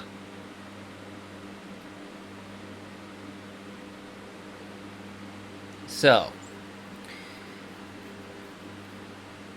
as you guys are descending and landing onto the platform, Everything seems fine. Everything is quiet. There's no checkup. What would you guys like to do?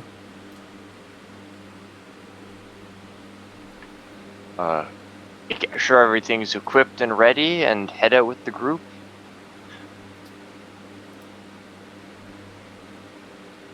Okay. As you are heading off to the group, I'm getting my weapons ready and stuff.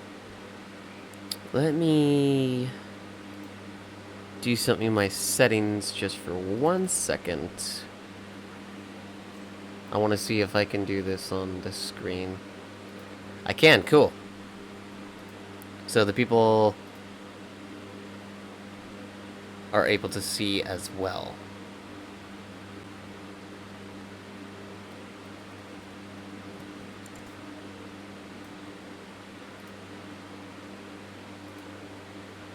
Oh, I also got new armor for my Okay, blade. for the sake of this, Hawk, I'm going to say you get improved reinforced underlay and you get bonded plates Mark III. We're going to assume, since I pitched it like that it's going to count as one armor modification, but again, you can only have that modification. So you're going to have bonded plates Mark III, and you're going to have improved reinforced underlay. That would be about the same price as what I charged you. So don't worry about it. Just include under custom gear, you've got improved reinforced underlay, and then you've got bonded plates Mark III, and remember you have a +2 AC. You can just go to your armor class, tap the thing, like literally tap the name armor class, and give yourself a 2 bonus in it. Okay. So, as you guys are getting ready and preparing to head out, Buckeye, Hawk, Nova, you guys are going to be entering into a dungeon. Your friends can be able to jump in at whatever time, but they will be at the start of where you guys are starting now. They will have to catch up with you. Are you ready?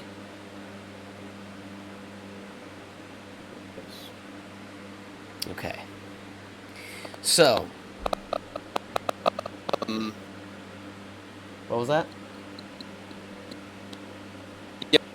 Yes. Sorry, I'm fucking up my shit here, but it's fine. Yeah, you're like very glitchy. Alright, so as you're entering into the area, you enter a 1, 2, 3, 4, 5, 6, 7, 8, 9, 10. A 10 by whatever the hell I made square area. You're able to see out pretty far of your surrounding area. Would you guys like to move at all?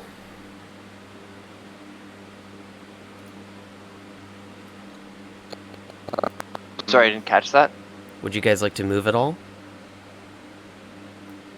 Wait, what's the surroundings? I blanked for a moment. Right. So,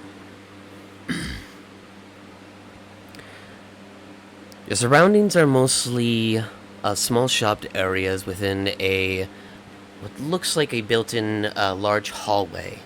This hallway is very large. It's almost like a very large church in a way, if it was built in. But this is basically a staging ground of the area. The 1313 is layered, so you will have to go up about 3 to 4 layers to catch up to your to the person that you're supposed to meet. This person lives about 3 stories above you, or 3 floors above you guys, so you will have to travel and navigate through the area. The particular spot that you're in currently is more in the midsection of 1313, so it's not too bad. There's not a lot of gross detail and stuff, such as like piles of trash, homeless people, infested rodents and everything else. You do see a bunch of people pass by here and there, and that's about it. Do you guys want to be spread out? Do you want to be bunched up? 2v2? What do you want to do?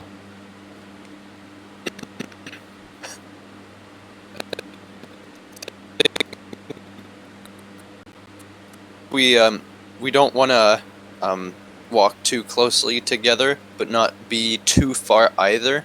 Mm-hmm. Okay. Sounds reasonable. Like,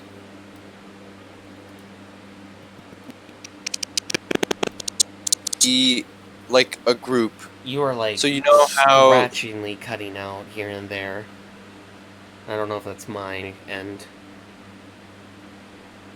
It's on your end. It basically wants to appear like they're not really together, but not too far apart to not be able to help the others. Okay.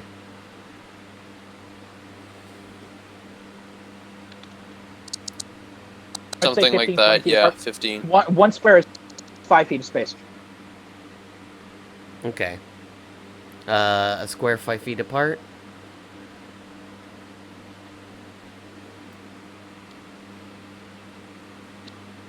So they're about 4 Why are squares we so apart. huge? 4 squares apart.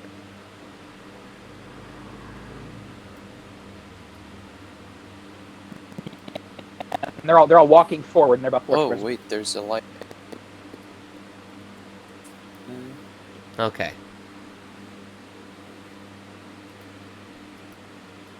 So as you guys are stepping through from the corridor area, So I think it's safe to assume they've moved forward at this point. yes, you guys have moved forward. You guys are now a little bit in the middle, and I'm going to reveal. I'm guessing I wouldn't. I'm guessing I would be near the center, just for the simple fact I'm not the tank. So you're saying you're near the center? Yeah.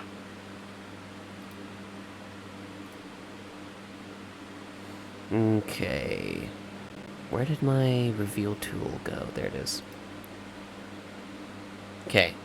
As you're Or slightly behind them. I'm definitely not at the front though. You know, you don't want the one person that can heal party members to melt immediately. So, as you're entering into this area, you say that you see that it is a very large open area. There's a lot of people just chilling out on park benches and everything, and people are just doing their own thing. You do see that there is a hallway-like area, not too far from you guys. A lot of these buildings are just plain gray and greasy and dirty. Not a lot of good looks from this.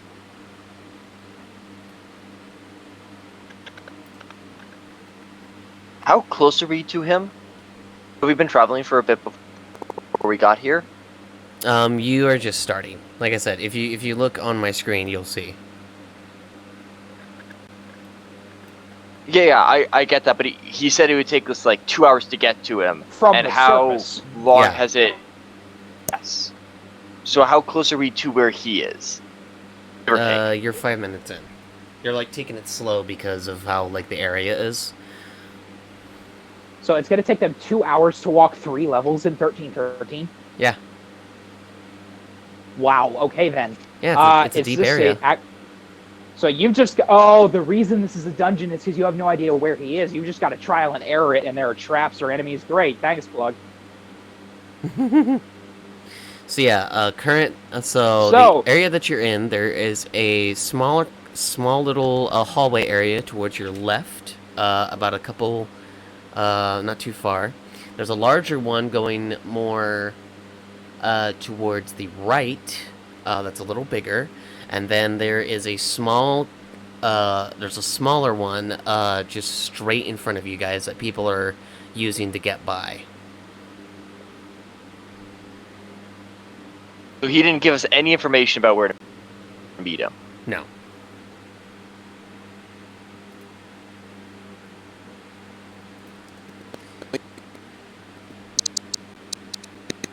Seems Yeah. like the obvious way, but that's me attempting not to get lost, pretty much.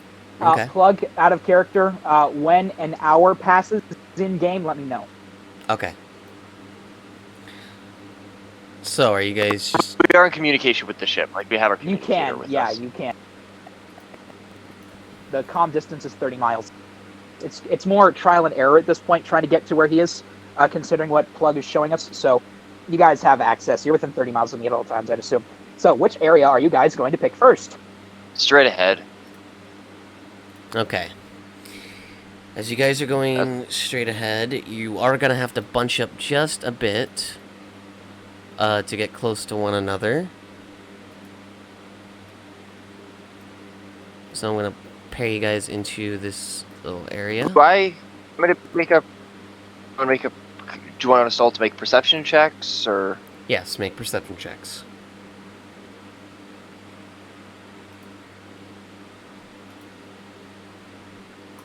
In the roll dice chat, please, gentlemen.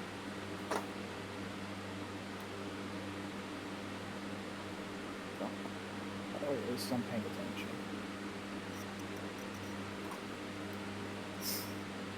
It's me and my droid. Damn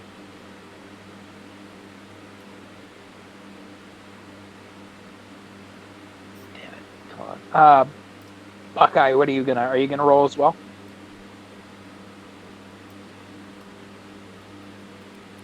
Wait for what? Perception check. Oh. As you're getting closer to the door.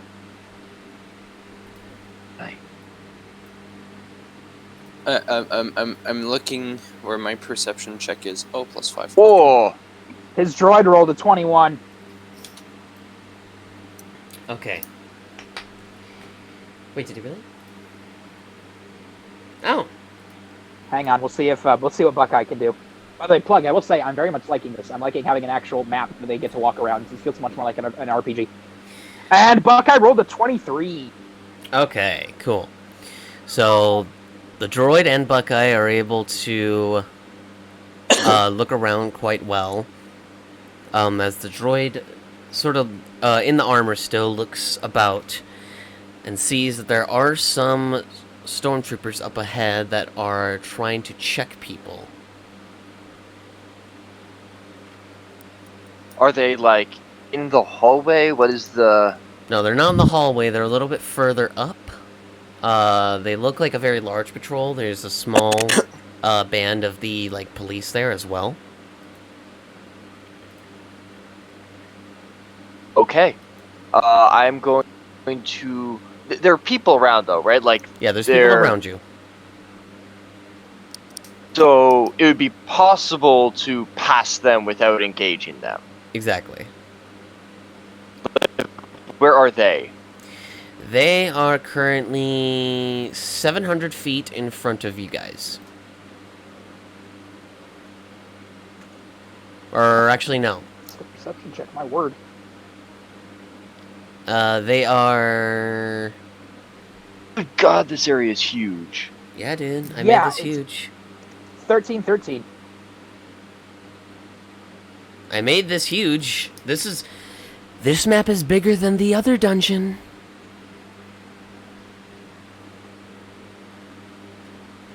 So yeah, All right.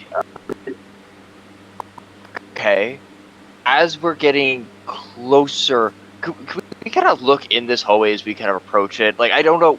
Could you ping on the map where the stormtroopers are? And I'm guessing there are other people here, right?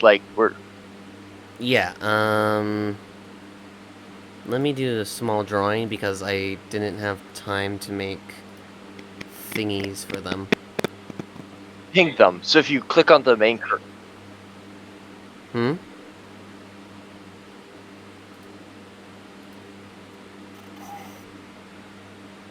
What's happening? My stuff is cutting out. I don't know why. Is there any way you can just take a little red dot and put it on a square on the map? Yeah. Right here. Well, no. That's where they are. Yeah, this is where they are. Yeah. Highlight one So square they're in red. checking people to go into the hallway to the left, right? Or are they checking? Are they kind of wandering back and forth, checking everyone? They're wandering back and forth, checking everyone. They're on patrol. So these are Okay, these are the two that are there. When we start to get closer, I'm going to cast Pass Without a Trace on us, and I'm going to encourage us to sneak past. Okay, and that does what exactly?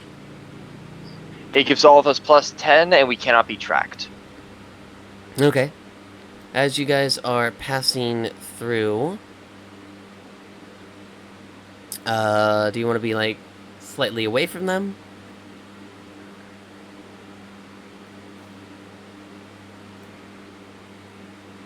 I didn't catch that.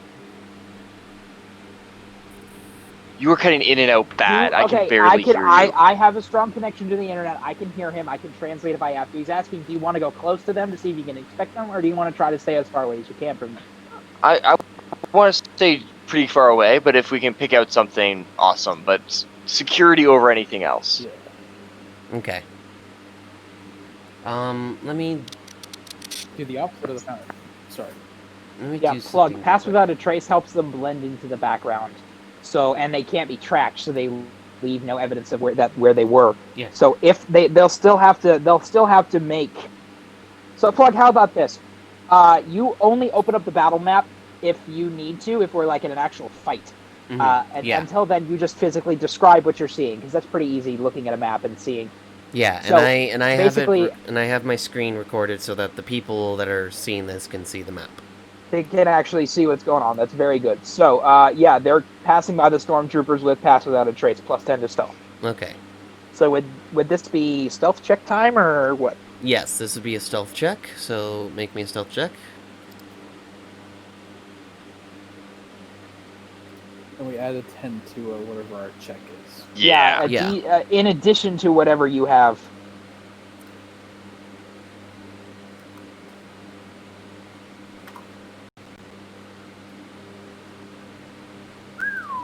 Thank God for that pass without a trace. Yeah, that's 27. Yikes.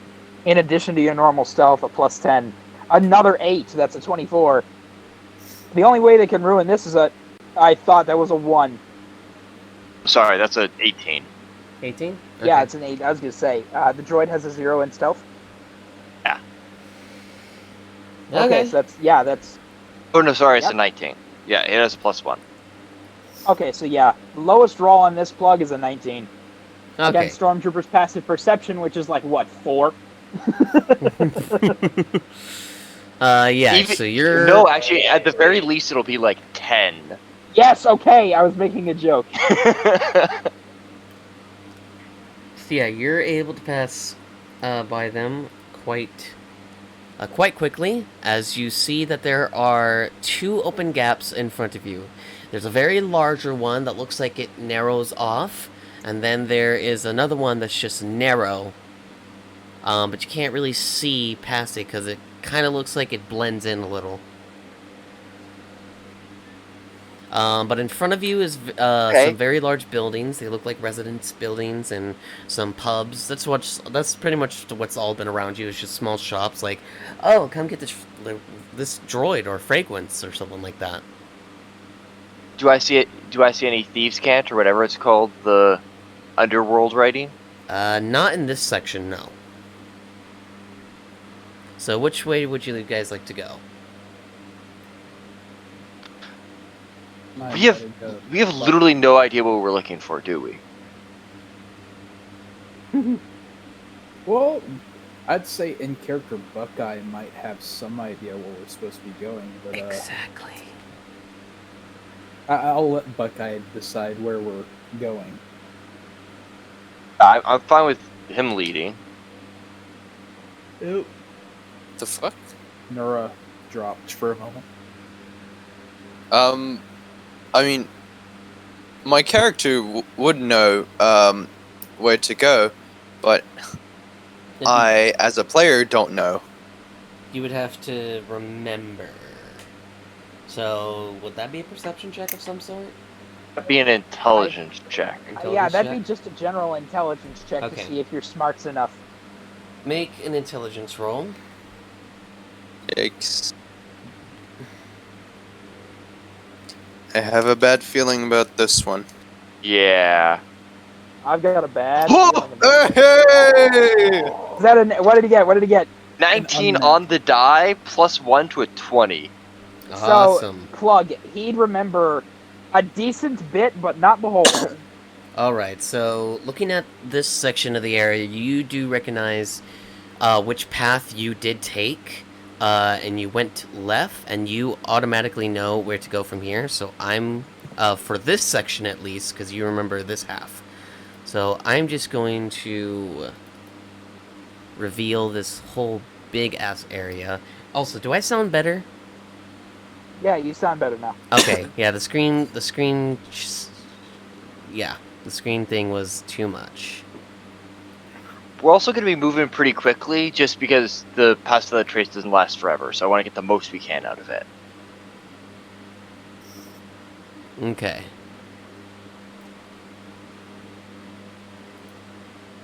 We're not like Rin sprinting, of course, Hello. but we're not. Hey, Kark. Hey, Kark, are you here to play? So- Yeah, I'm here to play. All Awesome, right, well, man. we're on Coruscant. Okay, I here's the got home. update. We're on Coruscant, and we're getting Hawk's inhibitor chip. How did we by end up Kamino on Insurgent. Coruscant? we We flew. headed there. We actually flew there from Dantooine. So Why? we're on to get Hawk's data chip, his inhibitor chip removed by Kamino and scientists that Buckeye knows. I am still on the ship with you. They have left to go see the scientist, and because it's Coruscant, they don't want a Jedi being with them. So you can chase after them and catch up with them. But I'm staying on the ship. Nah, I'll stay. Alrighty. Yeah, I basically had you just eating fruit out of a box in front of Imperials. I'll take it. Okay, I'm just gonna reveal this whole big-ass area. Just to get it out of the way. Okay. So, you're able to pass through this area quite quickly, since you automatically remember. Are we not on roll 20? They're not. I was just using it for a map. He's using a battle map, and it's making the voice chat lag really bad if we try to stream it.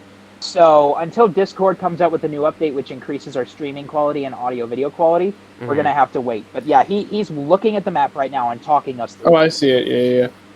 Yeah, Kark's able to show it, I think. I mean, it's because you guys are broadcasting. You guys have to turn off your broadcasting on roll 20.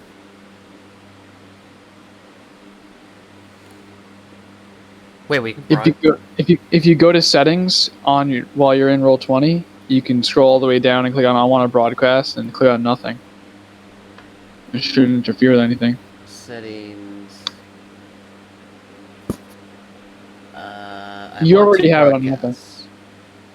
I'm pretty sure I told you to do that. Video. I want to receive. Video. Video is we're going to see a camera like your face. Oh.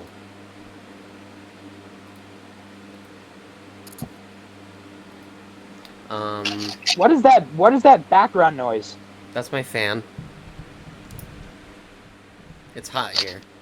Okay, reconnect to chat and update, download. Okay, what do I do here?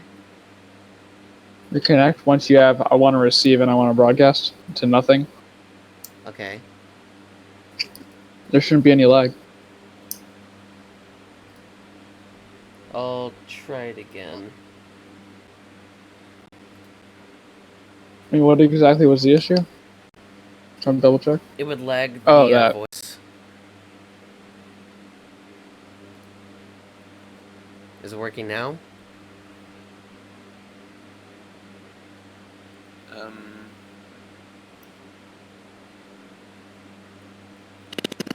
Yeah. I think it's still doing. Yeah, it's still doing the cutting out for me as well.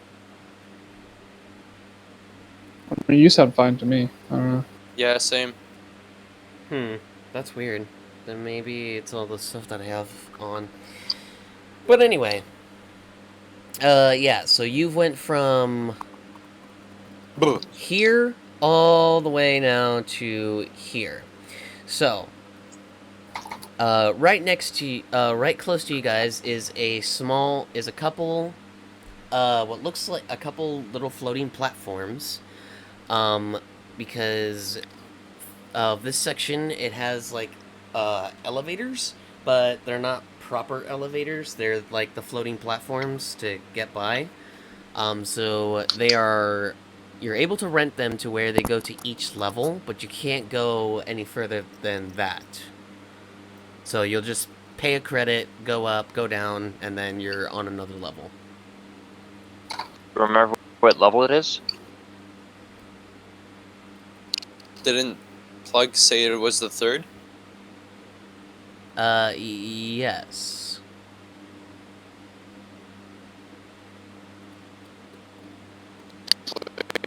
Was that metagaming? No, he told us that it was 4 levels ahead of where we were. So yeah. A lot of it's going to be open space for the first 2 levels because it's mostly just working areas, like mostly just where the Imperials would be for training. So yeah. So yeah, it's still happening to me, guys. I gotta cut it. I'm sorry. Wait, then why? So, if it's lagging because you're broadcasting, why don't we all just get on roll 20? Because we're not all on Roll20, and we don't want to be. Thank you. Okay, just saying. It's Yeah, an easier system. but I'm just doing the Roll20 for the recording. So Gotcha. It's an easier system for you. He has Roll20 for a comprehensive battle map and a comprehensive thing for the players, for the audience to follow. The point is, this allows him to have a much easier time describing battle events and determining spacing. This is not really meant for anything else. Okay. Oh, that's what you guys want. Sure. Kark, please do not get snarky right now. No, I'm not. that's. That wasn't meant as like a. I know he wasn't Okay, trying then. to be. I know. All right, wasn't. then. All right, good. All right. Sorry, it's getting a little tiring at this point. All right, so we're calling it. Is that what's happening? Oof. I'm just asking. You remember most of the way. That's what the DM said, right?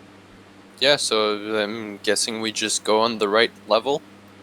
Like I said, it's not like an actual elevator. It's a lift. So you lift to each individual level.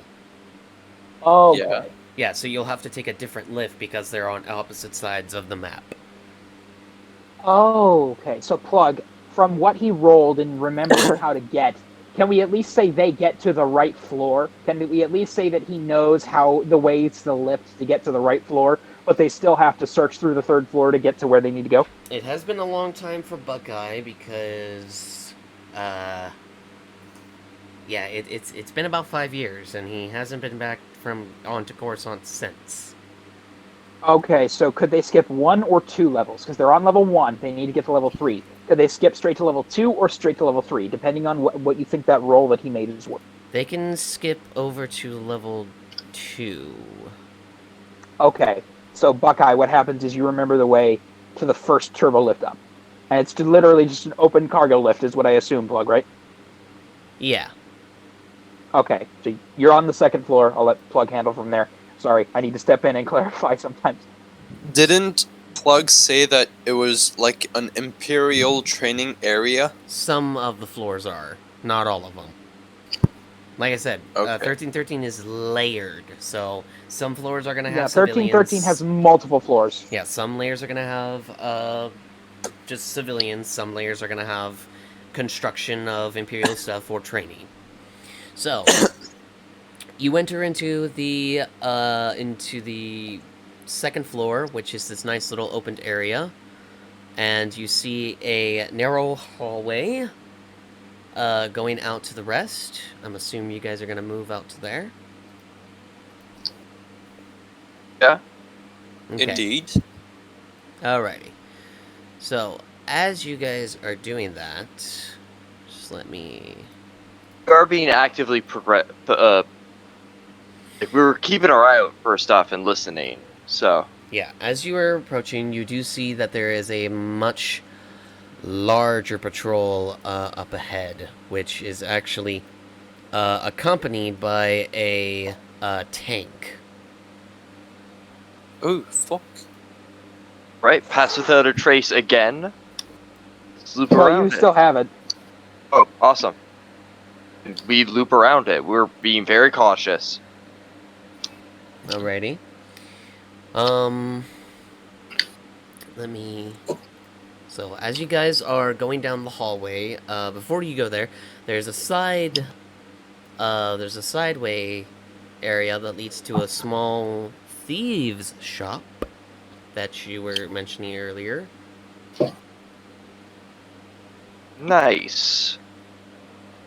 I'm gonna wander in. I'll be real quick, just I'm going to wander in and look for the salesman. Somebody, the information trader. Okay. Make me a perception roll.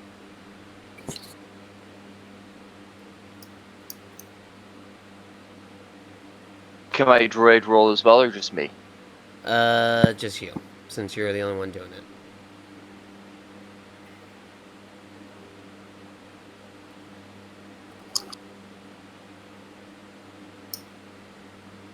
Ah, 7. You are unable to find the man. But asking around, you do find out that he is actually off for the day. It is his vacation day. okay. I am going to ask one of the people where the lifts are. Like, how could I get to the 4th floor? They tell you like how everyone else does it. You have to just go at the end of each level and find the lifts that are available. Just keep going up. So it's always on the opposite side. Is kind of the idea. Yes. Okay. I thank them, head out, and we sneak past, or we attempt to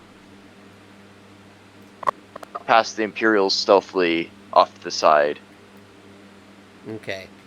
Well, there are some guards in front, about 3 of them. One of which is actually a death trooper. Crap. They kind of look towards you, guys, for a moment as one of the troopers comes towards you guys. Or no, wait. They don't even Stealth get roll, it. the stealth roll They don't thing. get a stealth check. I was gonna say they don't get a stealth I check. almost forgot. Remember, a death troop. By the way, pass without trace is a +10 in addition to whatever your normal stealth Well, I is. was asking if it was still on. Or if Yeah. And if it isn't, I would reactivate it. Yeah, pass without trace lasts for what? How long? Check it, please. Me? No, Nova. How long does pass without a trace last in this game? 10 minutes. 10 minutes. Okay, it's wait. gone. Hey, no, sorry. You said an hour. So pass without a trace effect lasts for how long? Said invisibility lasts for an hour. 1 second.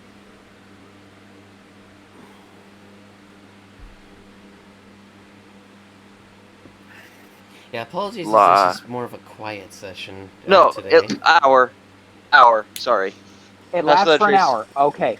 And it's not yet been an hour since the DM has not told me so. So you're approaching the end of your first hour using Pass Without a Trace. You're like 45, 50 minutes in, for context. So yeah, you guys still have it. So guys, everybody roll stealth with +10 plus your normal stealth. Mm-hmm. I swear, the only thing that can ruin this is a natural 1.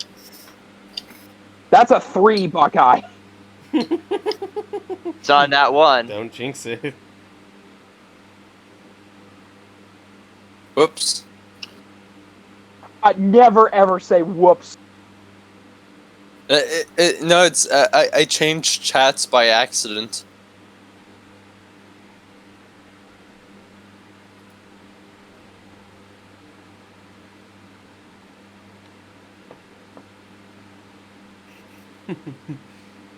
Wow.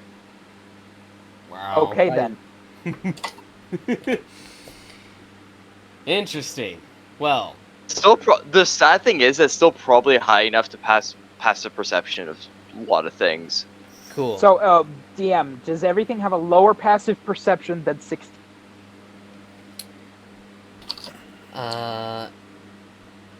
Everything does. It has to be. It has to be lowered. The Death Trooper, if he has a 16 or higher, he sees the droid. Let me check the stats of a Death Trooper real quick.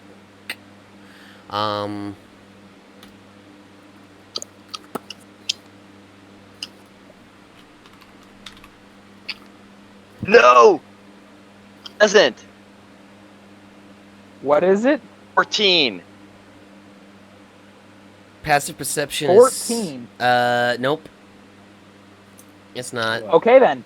Its passive perception is- is 17. Oh, Death Troopers. Let me. Okay. Yeah, because look up this the is stat important. block. Let me Oh, double no. check this. Scott, Wretched Hives. Actually, no, it's not Wretched Hives. It's Scum and Villainy. Yeah, Scum and So Villainy. let me search up Death Trooper passive perceptions. Passive perception is 17. The Death Trooper, as you're all walking, hears the metal clanking of metallic parts as the droid walks by. Oh, and it also sees Buckeye. All the rest of you. It does He see sees the rest all of the you. rest. He sees one of you, and therefore sees the rest of you. And DM, does he perceive? Actually, no. This is just a passive perception check, so he just notices that they're moving. He doesn't realize the droid is a droid. Exactly. So yeah, when you guys are passing by this Death Trooper, he kind of looks towards you guys and just. I literally never understood a word you just said. Exactly. It's Death Trooper speak. As two of the troopers then come to in front of you guys and say, "Halt!" We do? They say, "What is your guys' group doing here? Why exactly do you have this droid?" Doesn't look like a droid. He is in normal human full armor, and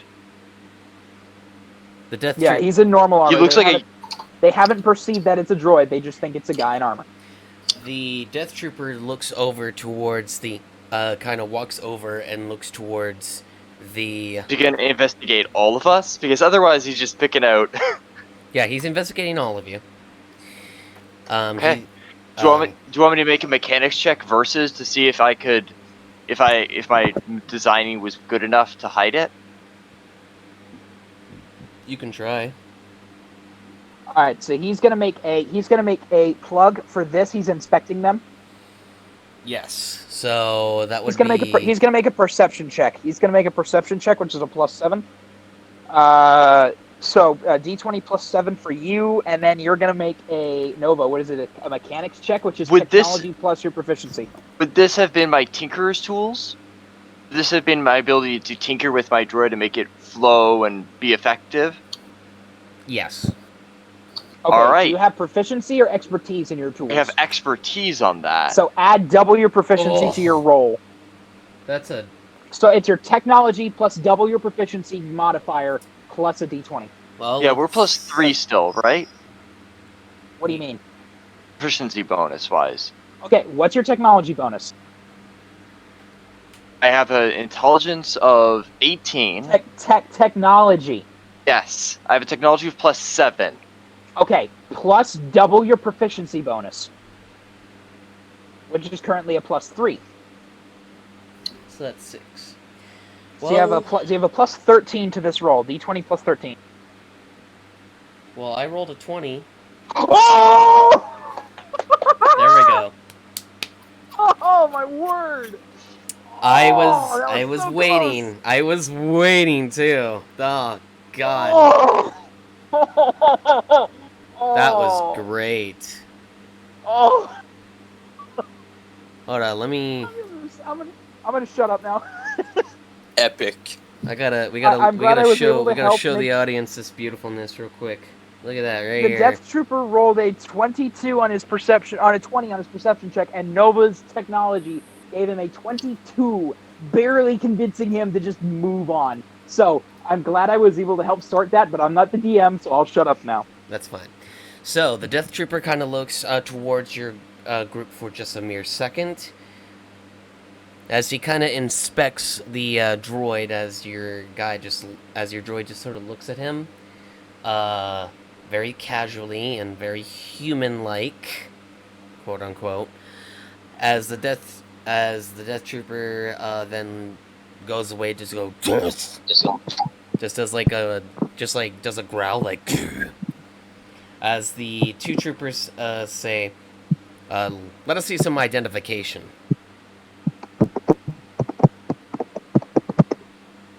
All right, I hand over the IDs.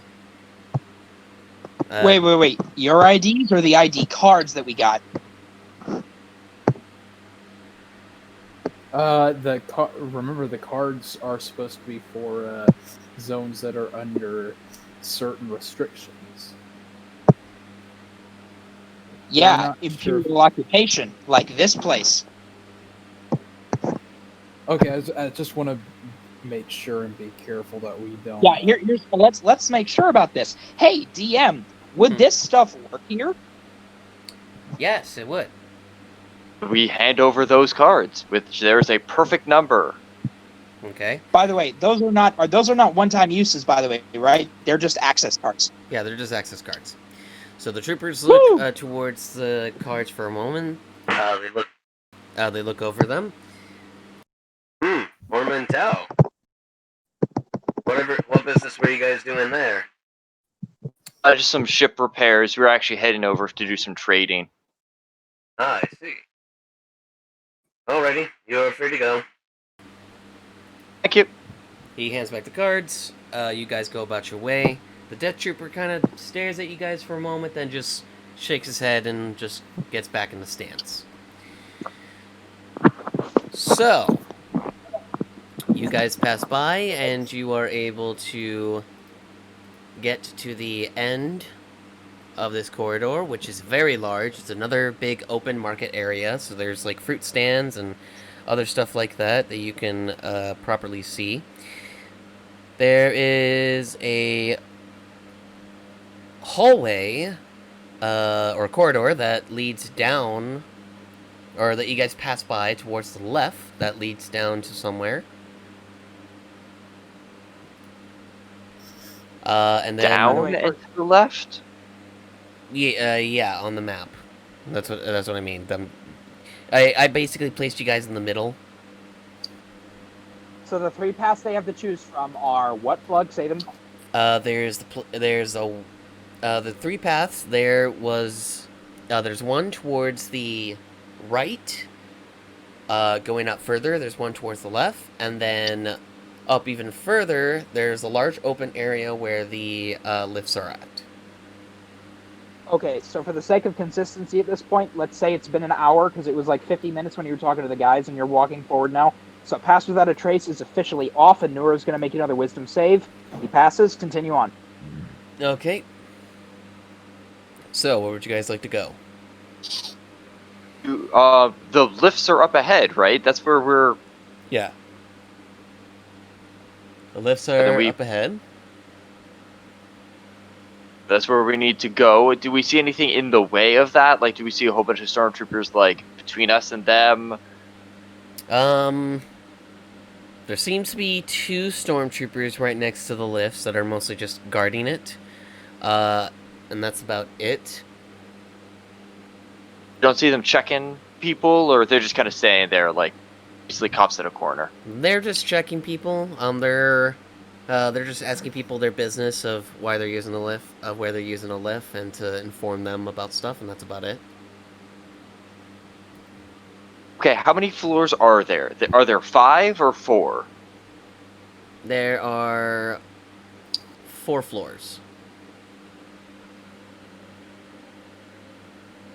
So you'll have to go 2 more floors to get to where you need to go. Alright. Alrighty. So the troopers look at you guys for a moment as they look towards you guys. Hold for just a moment, you guys. We're here to inform you that there is some Imperial training going on at the next level. Please have your cards at the ready just in case if you are questioned by any of our higher authorities. I would hate to get in the way of that. Is there any way we could just head up to the 4th floor? Like, I don't want to get in the way of you guys' work. Unfortunately not. We've been trying to find alternative routes here for the 1313 area, but we've been unsuccessful for that. Is there a route we could take on the next floor just to keep out of their way? I don't want to interrupt all the work you guys are doing. No, it's a very large open space. It's practically used for just training. But don't worry, you're not going to be in any crossfire or anything. It's mostly just them going through obstacle course and Possibly there's a few things here and there. But like I said, it is our higher ups are there, so do be aware and have your ID cards at the ready.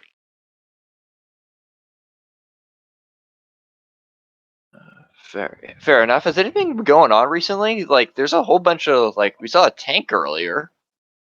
We've been having some difficulty trying to control these areas.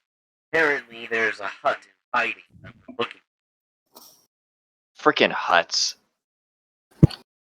for. All right. Well, thank you. You're welcome. Have a good day, and glory to the Empire. Glory to the Empire. Cool. So, you guys head off to the lift. As you are doing so, you then see the very large training area, and it is literally just an open, flat, metal-floored area. And it is huge. There is a line of about 6 AT-ATs just ready to be used for training. There are 6 AT-STs right in front of them. And there is a large fucking wall of stormtroopers with various types of officers in each division. But the strange thing is that these troopers, they are not the classic white troopers. These are instead painted troopers. Their design is kind of strange. I will put it in general chat for you all. Something tells me I'm not gonna like this. Their design kind of looks like this. Oh no!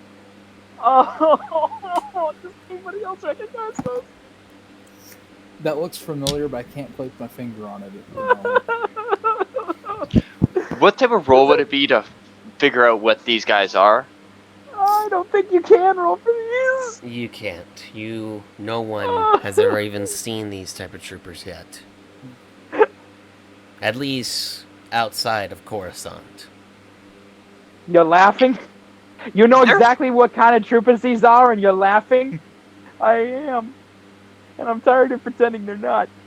I'm not going to say a word. I don't even care if it's out of character knowledge. You guys are going to have to figure out what these guys are on your own. Rook, I'll tell you after the session. Rook, tell me, because I want to know what you're thinking. So, as you are doing so, you see large rows of these troopers all over. Is there any foot traffic going on? A few of the divisions are moving. They are moving onto large ships because there is a large open area, like a large hole for ships to come in and come out, kind of like a hangar. So this is kind of like a hangar level. Why do I have a feeling we're going to be used for target practice here in a second? Hey, can you hear me? Yep. Yeah, we can hear you. Okay, I seem to be having some problems. Sorry, you're good now. Sneaky. You sneaky Jack. That's awesome. I love you, man. See, I have a feeling I know. I have a guess of what these are. No, you have no idea. These are homebrew. Oh, Plug, you amazing guy. You know what's great? All right. Metagaming. These are actually the cosplay armor for the 501st Division in Japan. That's awesome. They're bonsai troopers. Yeah. So these are bonsai troopers, but I'm calling them something else. So yeah. That's awesome. Okay, so they're not royal stormtroopers. No, these are completely I homebrew. thought they were Royal Guard troopers. So as you are coming up, you do see that a few of them are just training. There's a small section of where they're firing at targets. There are some ships coming in because there is like a large hangar that leads towards the outside, where ships are coming in, and some of the troopers are actually moving into those ships to be transported. As you guys are walking through and seeing this, Wait. what's up? Okay. Is there normal human foot traffic, like non-imperial soldiers going around? Because again, Yes, yes, there is like a made line in the middle of all this for for people to go through, and there's like but there's like some chunks of them because like there's troopers going through traffic, like they're stopping in divisions, like they'll stop for like 5 minutes, people will go by. It's kind of like a traffic light situation. okay, are people being searched or checked or? No, not a lot of people, because these are more of like regular humans. So any aliens might be picked at, but that's about it. No. We all look human. Yes. Yeah, they're all wearing armor. I will say that the two humans that are here would not be welcome, and the one person who looks human is technically an alien. Well, anything that looks humanoid, like, oh, if you have different colored skin, whatever. But if you look like a Twi'lek or a Rhodian or a Devorian or something, you might be checked. Rhodian. So Chiss is fine. Well, they don't even know I'm Chiss. Like I'm. Oh, you're I look. fully armored. Okay. I don't know about you, but these don't look like shinies to me. I don't want to find out. Yeah, let's just keep moving. So yeah. Should I do past the? Does there seem to be commandos, like the commanders walking around anywhere, or? There are commanders that are with their divisions, and they have like certain colors on like one of their shoulder pads, or their stripe is a different color. Kind of similar to the way that clone troopers do it. So, Okay. and there is different variations of these, not just these particular type. There are scout trooper variants. There are even death trooper variants here as well, with the same color schemes. Okay, I'm going. If we can travel with kind of other people, I will do that. Yeah, and I do think I'm going to do pass without it. Okay. So then I'm also going to pass with a trace. So we're just kind of bleeding into the crowd, if that makes sense. Yeah. So I will say you will have super advantage while you are in this group of people. So you will, instead of rolling 2d20, you roll 3d20. So you will have natural stealth checks, rolls, that sort of shit.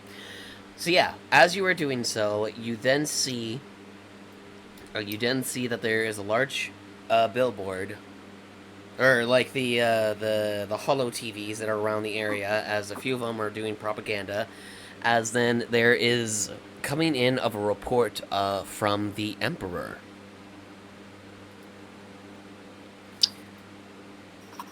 Do you guys want me to just say it, or? Go ahead. By the way, because it's a wide broadcast, is Nura able... He's in the cockpit right now. Is he able to see a screen and hear the broadcast from the ship, or is this something that's only in their sector? You can see it outside the ship. It's also on radio frequencies and on HoloNets, so you can connect to them through the ship. Nura's got nothing on, but as he sees the Emperor's face, he's going to connect to it. But that's background detail. Go ahead and do it. Read it. My friends of the Galactic Empire, through the reorganization of the Old Republic, I am glad to say that we finally have everything assorted to what we need so far, but there is still more to do. As there's a large clapping of the Senate in the distance.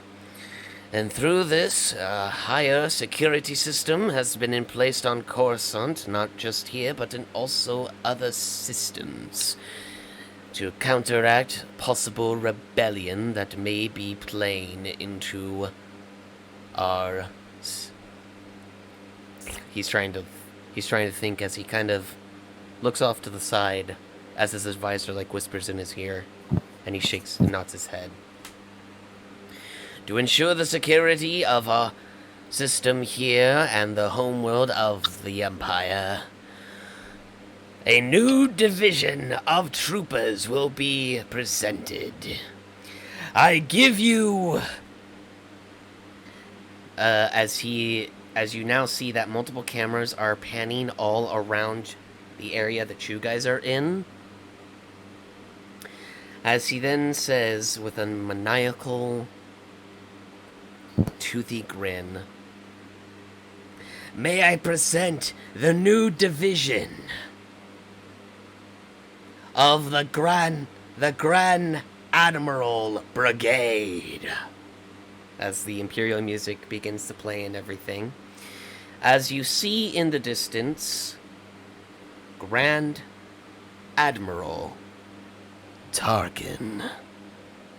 Oh, fuck. Standing on a pedestal at the end of the hallway in front of all these troopers, as you just hear a large "Harden!" as all troopers just face him, and even the vehicles are getting their decals, as you see the decals are finishing of Grand Admiral Tarkin's fleet. And now a word from Tarkin. Greetings and thank you all of the galaxy. The Galactic Republic has... the Galactic Empire has been dealing with sorts of small rebellious areas, and I believe the security on this planet should be improved. Thus so, a small task force under my protection, and under the protection of our other officers and admirals, will be enforced upon several different parts of the planet that I have chosen deemed too dangerous for civilians. These changes will be presented towards those planets under datapads to every single civilian under category. You will be receiving these as a small email in galactic reports. I suggest that each person that receives these will read them. And please do read them. These troopers are highly qualified, and, as a bonus towards these, small remnants of the old Republic have come into these. As a small section of these troopers that have not only red, but a singular blue stripe where that smaller stripe is. It's blue next to the white and the red. All troopers in this division, may I please have you remove your helmets? Clones. As you do so, each one of these troopers are clones. Like normal clones or a new clone? Normal clones. Jango Fett clones. Okay, with all that's happening, Nora's going to make another wisdom saving throw, even though it hasn't been an hour. Seeing all of that, that's a natural 20. That's a success. Everything's fine. Go ahead. Bloody hell. These troopers were from the Old Republic as clone troopers. They had given a choice whether or not they wanted to go into retirement or continue to fight for what they believe in. And these troopers have been given a valiant honor in doing so. They are trained to do as much as they can and are trained purely for war. A small note: retirement within for clones would mean that you just go to Imperial training grounds and just train Imperial stormtroopers. Oh, really? That's Commander Cody treatment. Cody. Oh. Yeah. Basically officers and forced to serve for life. Yeah. There's no retirement for clones. You are a product. Yeah. What me and Buckeye it's hard coded into their. We would have faked our deaths or found some way to escape. Oh, okay. I mean, my death was pretty much faked by nature. Your ship blew up, so you're assumed You're assumed dead. Dead. So essentially, this actually works because clone troopers were like, we clones have feelings about the wool. I'm just nerding out here for a minute. This is actually a great way to use the clone troopers. My word. Hey, you're welcome. So, Tarkin then says to these troopers, "Troopers, what is your main function?" All at once in a singular voice. "We are here to serve the Republic, which was old, and now we serve the Empire, till death do us all." They then all put on their helmets, they grab their weapons, which are looking like modified variations of DC-15s. Or the rapid fire rifles, like the short rifles and the long rifles. Like, they look decked out. Oh, I want one of those. Yeah, maybe later when we won't die. Those troopers then turn away from him, and they split off into two groups of about 6 rows going across, and then about 50 troopers going forward, all into these troop transports that are colored and all. I hope that the Empire will stay long, and I hope that everyone will understand the change to this galaxy. Thank you. He steps off, large crowd, applause, and the Emperor then says, "And the Empire shall live long."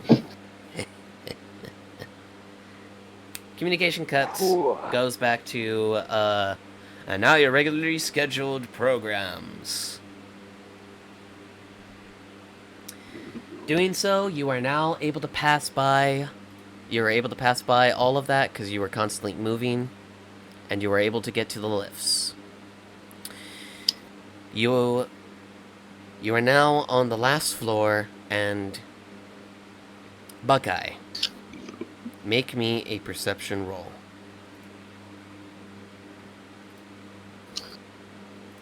Perception or intelligence? Or intelligence, yes, intelligence. You're right.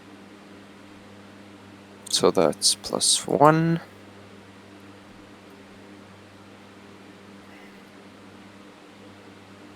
Hey, that's pretty damn good. What'd you get? 18. 18? Nice. Okay. Well, looking at this area now, and kind of freaked about what you saw earlier, you now instantly remember where exactly you're going. But you already know the area because you've explored it, because it has other stuff here too. So,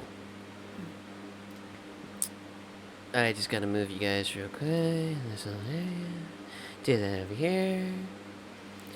And then, big reveal. Boom. So you now recognize this with that 18. You recognize this area quite well. You know that you have to go all the way to where the other lifts are, but... Or, no. You have to go to where, it's a large open area. There's still some people.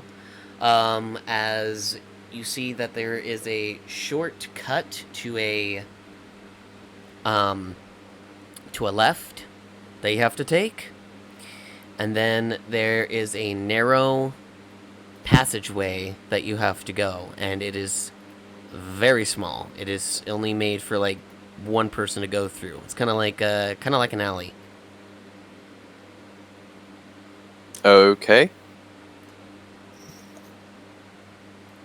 So yeah, you go. So you guys are heading in that direction. Still have Pass Without a Trace on, so we are moving quietly. As you are passing, though, you do see that there is some kind of rough-looking characters as you're approaching this area. They kind of don't look too friendly. Two of which are Devilorian guys, and a what's that one fish guy? Antis from the Clone Wars? Calamari. No, not the calamari. Not the Quarren. It's the. Is it the Quarren, the squid guys? No, it's not a Quarren. It's not a Mon Calamari. It's not the shark guy. It's the weird bug-eye looking fish dude that stole Ahsoka's lightsaber and sold it. Yeah, I know what you're talking about. Yeah, it's those things. I don't know the name of the race, but they are fish and aquatic related. But anyway, you see. Oh, Cellcath. Yeah, Cellcath. Cellcath. No, not Cellcath. He wasn't From a Cellcath. Manon. It has to be a Manon. So anyway, you do see those two as the Manon kind of looks at you and says, What are you doing back here? Passing through. Arr, You know what? I see. Why you be careful. There's rough people here. Well, fortunately, and I kind of nudge my blaster and look back at the heavily armored and armored group. I'm like, I think we can handle any problems that we might run into. Let's get out of here, boys.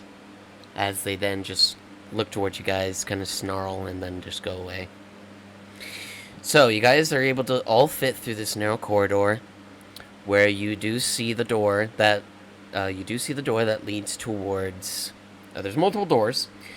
There's 3 of them, but one of them has a padlock and looks very, very well tight. Okay. I'm going to encourage them to head on, but at this, as we're kind of moving, the guys have left, right? Yeah, they left. You went down Okay, the hallway and all, and you've had like little scurry beasts here and there just go into vents and everything, and that's it. Okay, I'm gonna set up alarm, which takes a couple minutes. Mm-hmm. And it's gonna be, let me know if anybody passes into this area. Are you gonna set that up with the droid as well as like extra security? No, I can just leave it here and I'll know. Oh, okay. I'm also going to leave the droid, like, it literally, somebody invisible could pass by and it would pick up on them. This is really good. And I'm going to leave my droid kind of off, like, hidden. I'm going to cover him with something so you can't really see him. But I'm going to leave, like, a tarp, like, with holes so he can see out of. Alright. I'm going to make sure I'm in communication with him, and then we're going to go to the door. Okay. So I'm just making sure we're not ambushed by anything. Like, yeah. So Buckeye, as you are approaching the door, you then get some small flashbacks of when that would happen. Is it alright if I do like a little story, or do you want to make up the story? Absolutely, you can do it. Okay.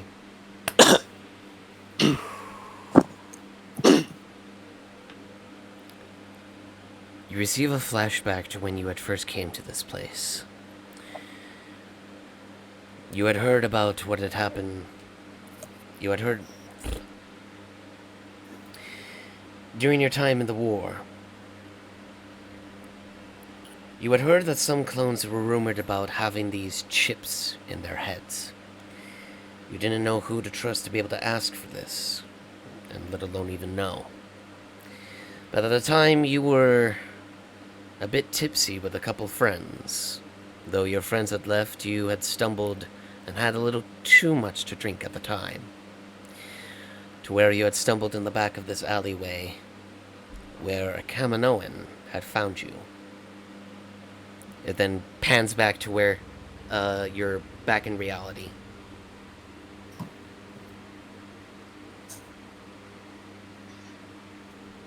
So what are you gonna do? I'm gonna say, I think I remember where to go now. You remember that. And- You remember that it's the second door right in front of you. and so I proceed to knock on that door.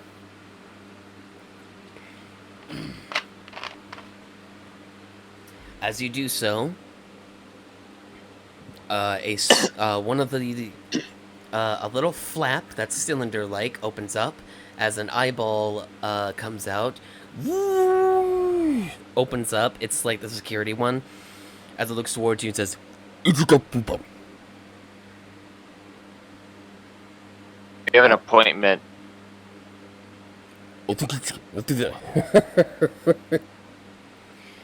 as it then goes back into its slot. The door then makes like a and opens up. It's kind of slow because it's very heavy. As it opens up into a hallway.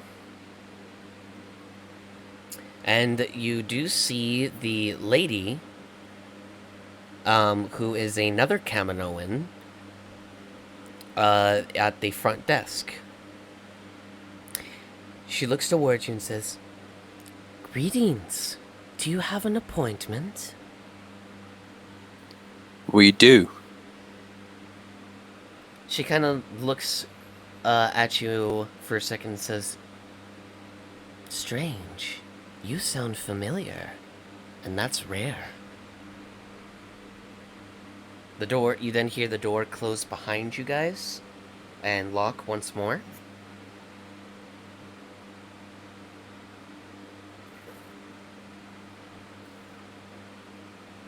I proceed to... Well, first, are there any other creatures, people No, it's just you in the guys. room? It's just you guys. And was she here the last time he was there, or was it just the doctor? Yes, she was here last time when, yeah. I proceed to remove my helmet and say, yes, this is for a special occasion. Oh, it's you, Buckeye. We have been expecting you. I'm Please. surprised she didn't say 4204, to be honest. She's a little more respectable. I understand. So, she looks towards you guys and says, "Please, this way." As she then leads you to a door that's all the way in the back, and it is bolted shut as well. Is this like, do we see any other doors? So it's literally entrance, waiting room, and then operating room. There's an operation room, and then there's also other client rooms, because technically, it's closed for the day. So yeah, because Did I see anything that looks like an exit? there is It's no like- other exits besides the one that you Okay. came out of, and yeah, or the one that you came in. So yeah.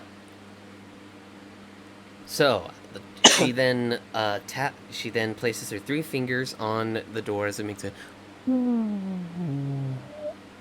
It then pans open. It's kind of like a Kaminoan door, like an actual like Kaminoan door built into all this other bulky shit.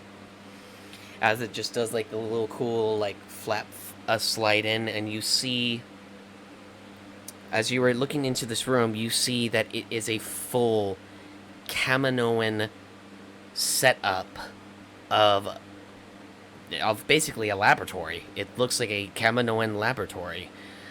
With all the beakers and tubes and solidifiers and synthesizers, all the nooks and crannies. There's a couple operating tables as well. Probably some back-to-tanks and whatnot. Yep, there's a back to tank or 2 in the back. There also seems to be a singular, or no, actually multiple back to grow tanks that you, Buckeye, and Hawk recognize. You recognize everything Kaminoan here, and you know exactly what those other pods are. Those are growing pods for growing clones. Okay, so they're not like the pods to, grow a limb back. No. They're full on bodied people. Oh boy. There's none of them in there. There's none of them in there. Isn't that super illegal right now? Yes. Are you saying this in character, guys? Yes. Well, I am. Okay then. Buckeye. Or I would Nova be just- if Nova Nova just- was asking in Nova character. just walks into the room and points. Isn't that super illegal? Yes. Yes, everything you see is All right. illegal. Moving on. What did I name this character again? I forgot. Keep your character names ready, DM. Pa-Udam, that's what I said. Pa-Udam. Good name. Doc. Buckeye, you have arrived. With Of course, Doc. And you brought 2 people? Hawk removes his helmet. Only one that needs operation. I see. The other one must Yeah, be my- your friend. Indeed. Well, there's 2 people, unless he is very good at picking out. There's me and the droid. So the droid is too big to be a clone. His body shape just isn't right for a clone, Mhm. and I'm a woman, so definitely not a clone. Obviously. Well, then I do ask that you, madam, take your droid and please wait in the waiting room. Operations here are kept secret amongst only my clients. And I still have communication with my droid Yes. right now. Perfect. So it's not a like dead zone or anything. No, you're good. All right, I'm gonna nod as I tap the. And I squeeze this droid's shoulder as I head out into the waiting room. He nods as he follows you. As you do so, the Hey, doors then close. As I kind of walk out, I'm like, could I get the chip when you're done? All right. Just closes in your face. Door. I see how it is. Oh my word. Well, So, go ahead. well, let us get you down to nothing, so I can first give you a physical to see where you are physically. Then we will move on to the mental state, see how you are there. Then we will determine whether or not the procedure will go well.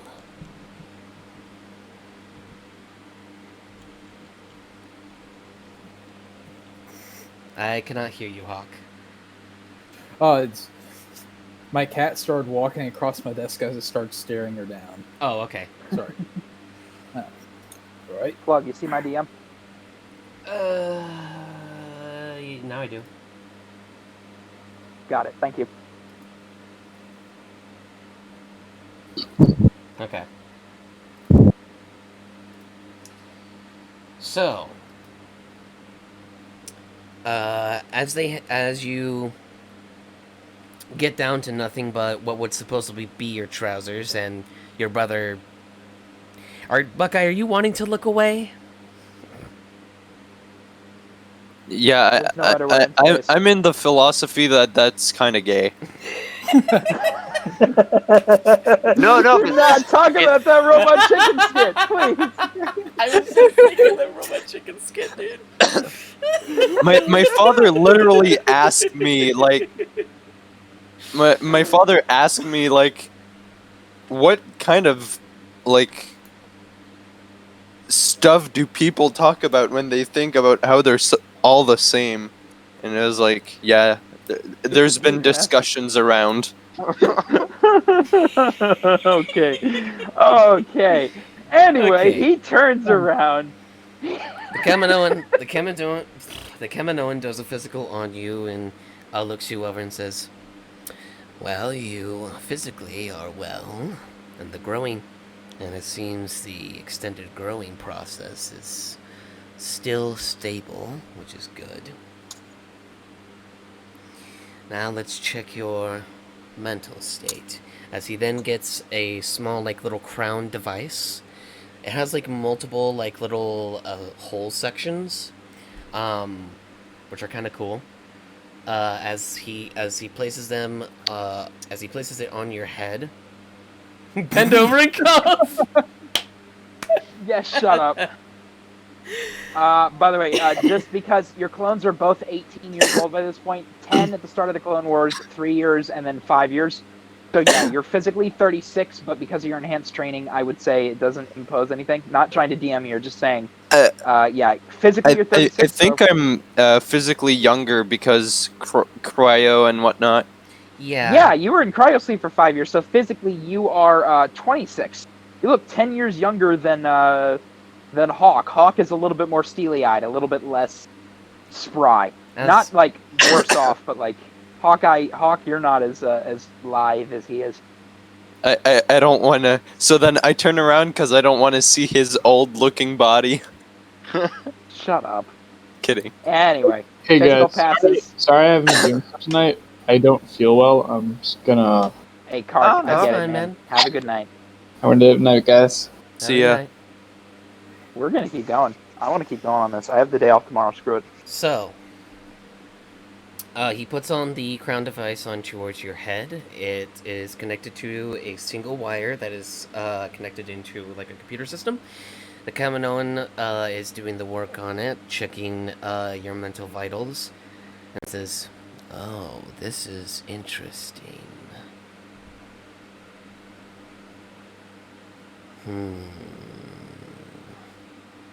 He looks towards you both and says, "There may be a slight issue with this one.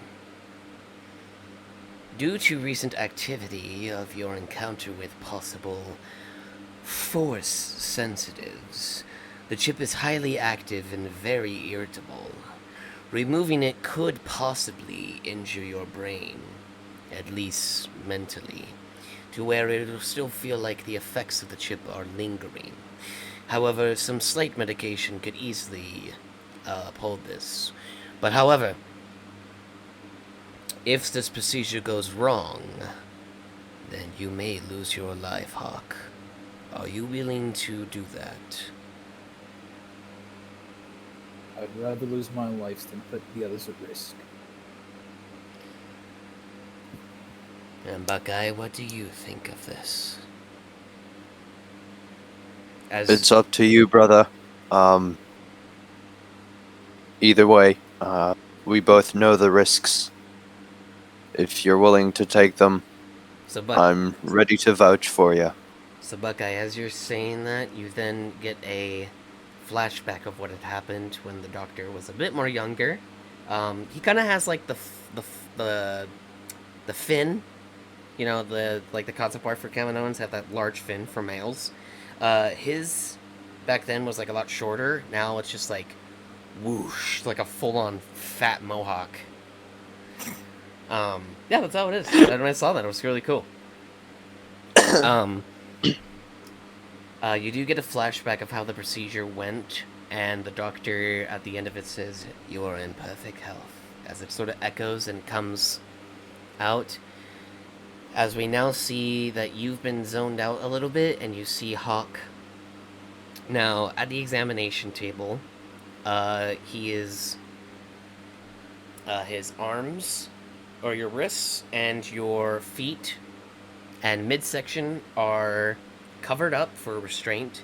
As the Doctor says, "This is only a temporary thing. I'm going to be placing your body into a small numb stasis.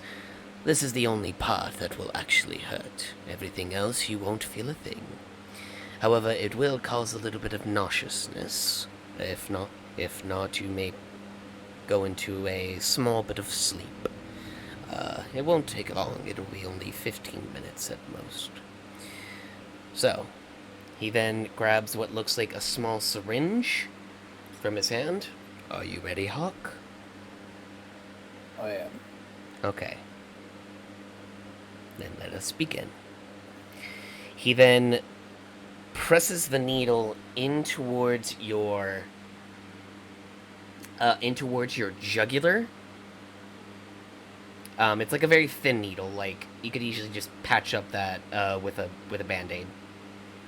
As it inserts, he then activates it, and as soon as it comes in, this intense pain comes onto you throughout your body as it is spreading first up into your brain area, and it feels like it's going into your eyes as it now is coursing through your entire body. Your body is like beginning to shake, and you can't do anything about it.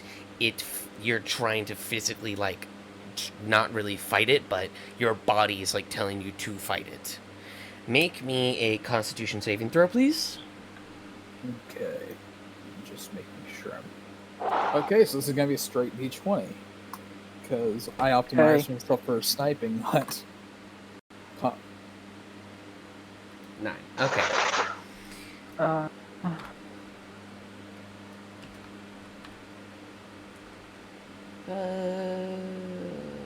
Does that pass, Plug? Oh no, he's rolling. That does not.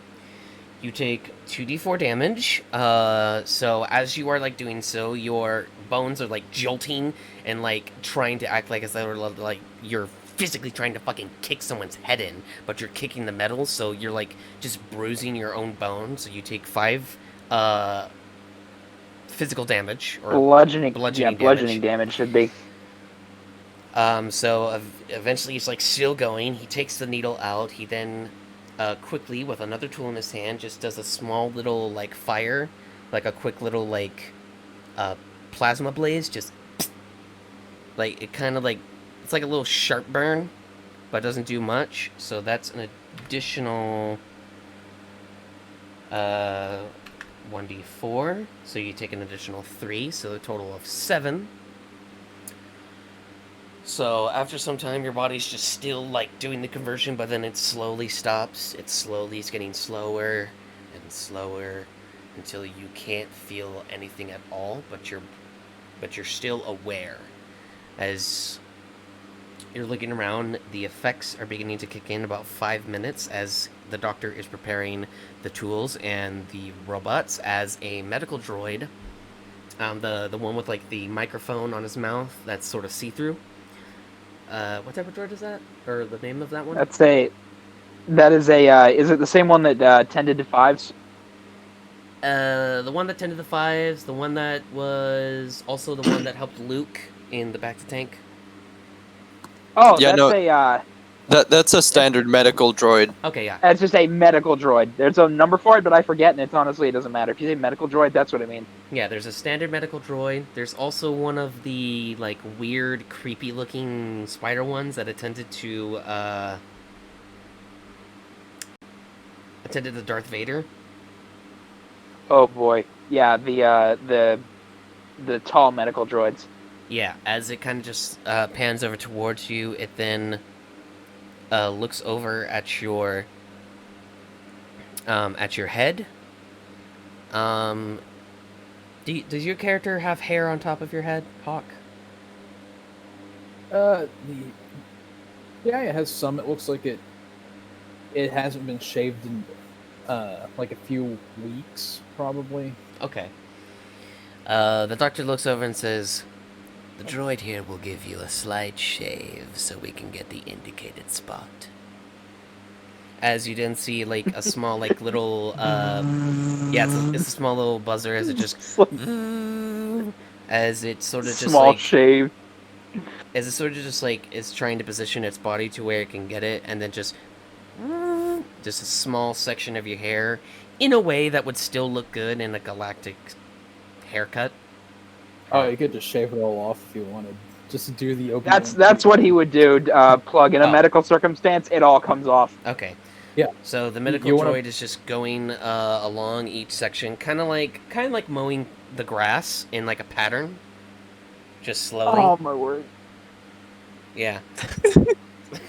Bald Kenobi isn't real. He can't hurt you. Bald Kenobi. Anyway, moving on. So, as that is happening, as that's finishing up, the doctor then pans over a small little light that's held up. It kind of looks like the 3 dots of like the Predator thing. Like the Predator dots, as it's it's like scanning your head, and he's looking over to where it is at. As he then locates it, and says, "There we are." He then gets the arm next to it, as he then presses what looks like he draws on like a small square area on your head, and says, "Now, are you still are you drowsy at all? Do you feel tired?" As you do feel the effects, and they are quite heavy on you.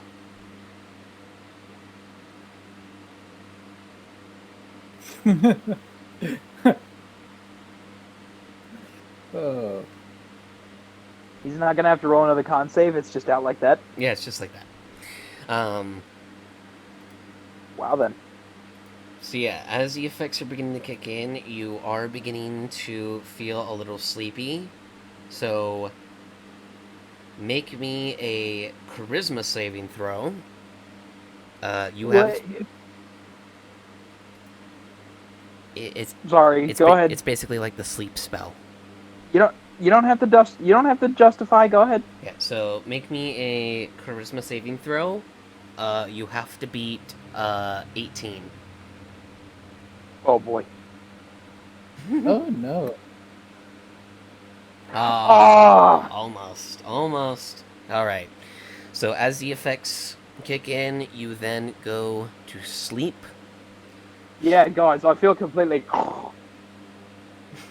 I'm going to roll a d4. Okay, you're going to be passed out for 2 hours. Yikes. Okay. All the way back to the ship, they have to lug his body? Yeah, they have to lug his body. Dang. So yeah. How long have they been here, by the way? How long total has it been?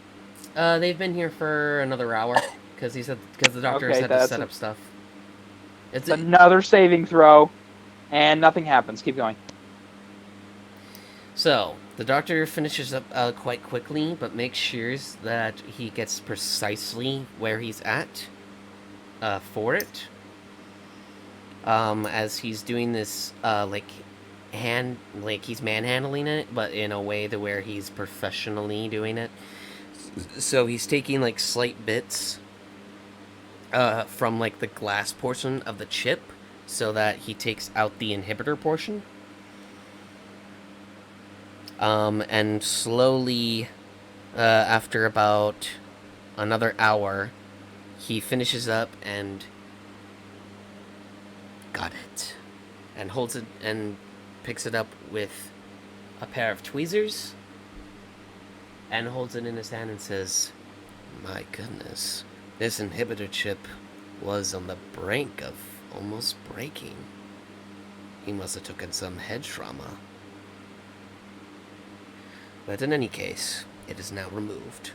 He dumps it onto a tray, which is then carried by the droid, where it is sent into what looks like a small incinerator. Yeah, it probably looked like it had been struck by some form of lightning at some point. Oh boy. Harkening back to one episode.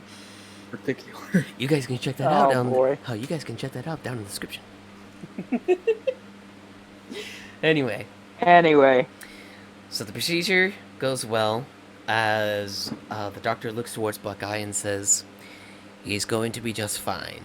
However, do occasionally check up on him if he does have possible night terrors. Do you remember at all if you had any of those?" Yes, definitely. Yes, make sure to check up on him. I'm going to be prescribing him some medications he is to take at least once a month. and he has to take these. If not, the side effects will worsen. These are just to numb them. You know how they feel. As you remember feeling it gets you very high, man. So yeah, he hands you a small box of the stuff. He opens it, and it is the 3 needles. He says. He then looks at you and says, "You already know the procedure. He must take this once a month for 3 months to ensure that any side effects are to numb down, if not be done completely. However, if he does continue to have it after the treatment, bring him back here immediately. No questions about it." Yes, Doc. "You are a good soldier, Buckeye. You and Hawk both. I am sorry for what my people had done in secret. If I were to inform the Jedi back then, I would have." As you then see that he pans over to mounted on a wall and engraved in galactic English, Galactic Basic. or Galactic Basic, that says, "May the Force be with us all." As there is a single lightsaber on the plaque, and you know that it's his lightsaber.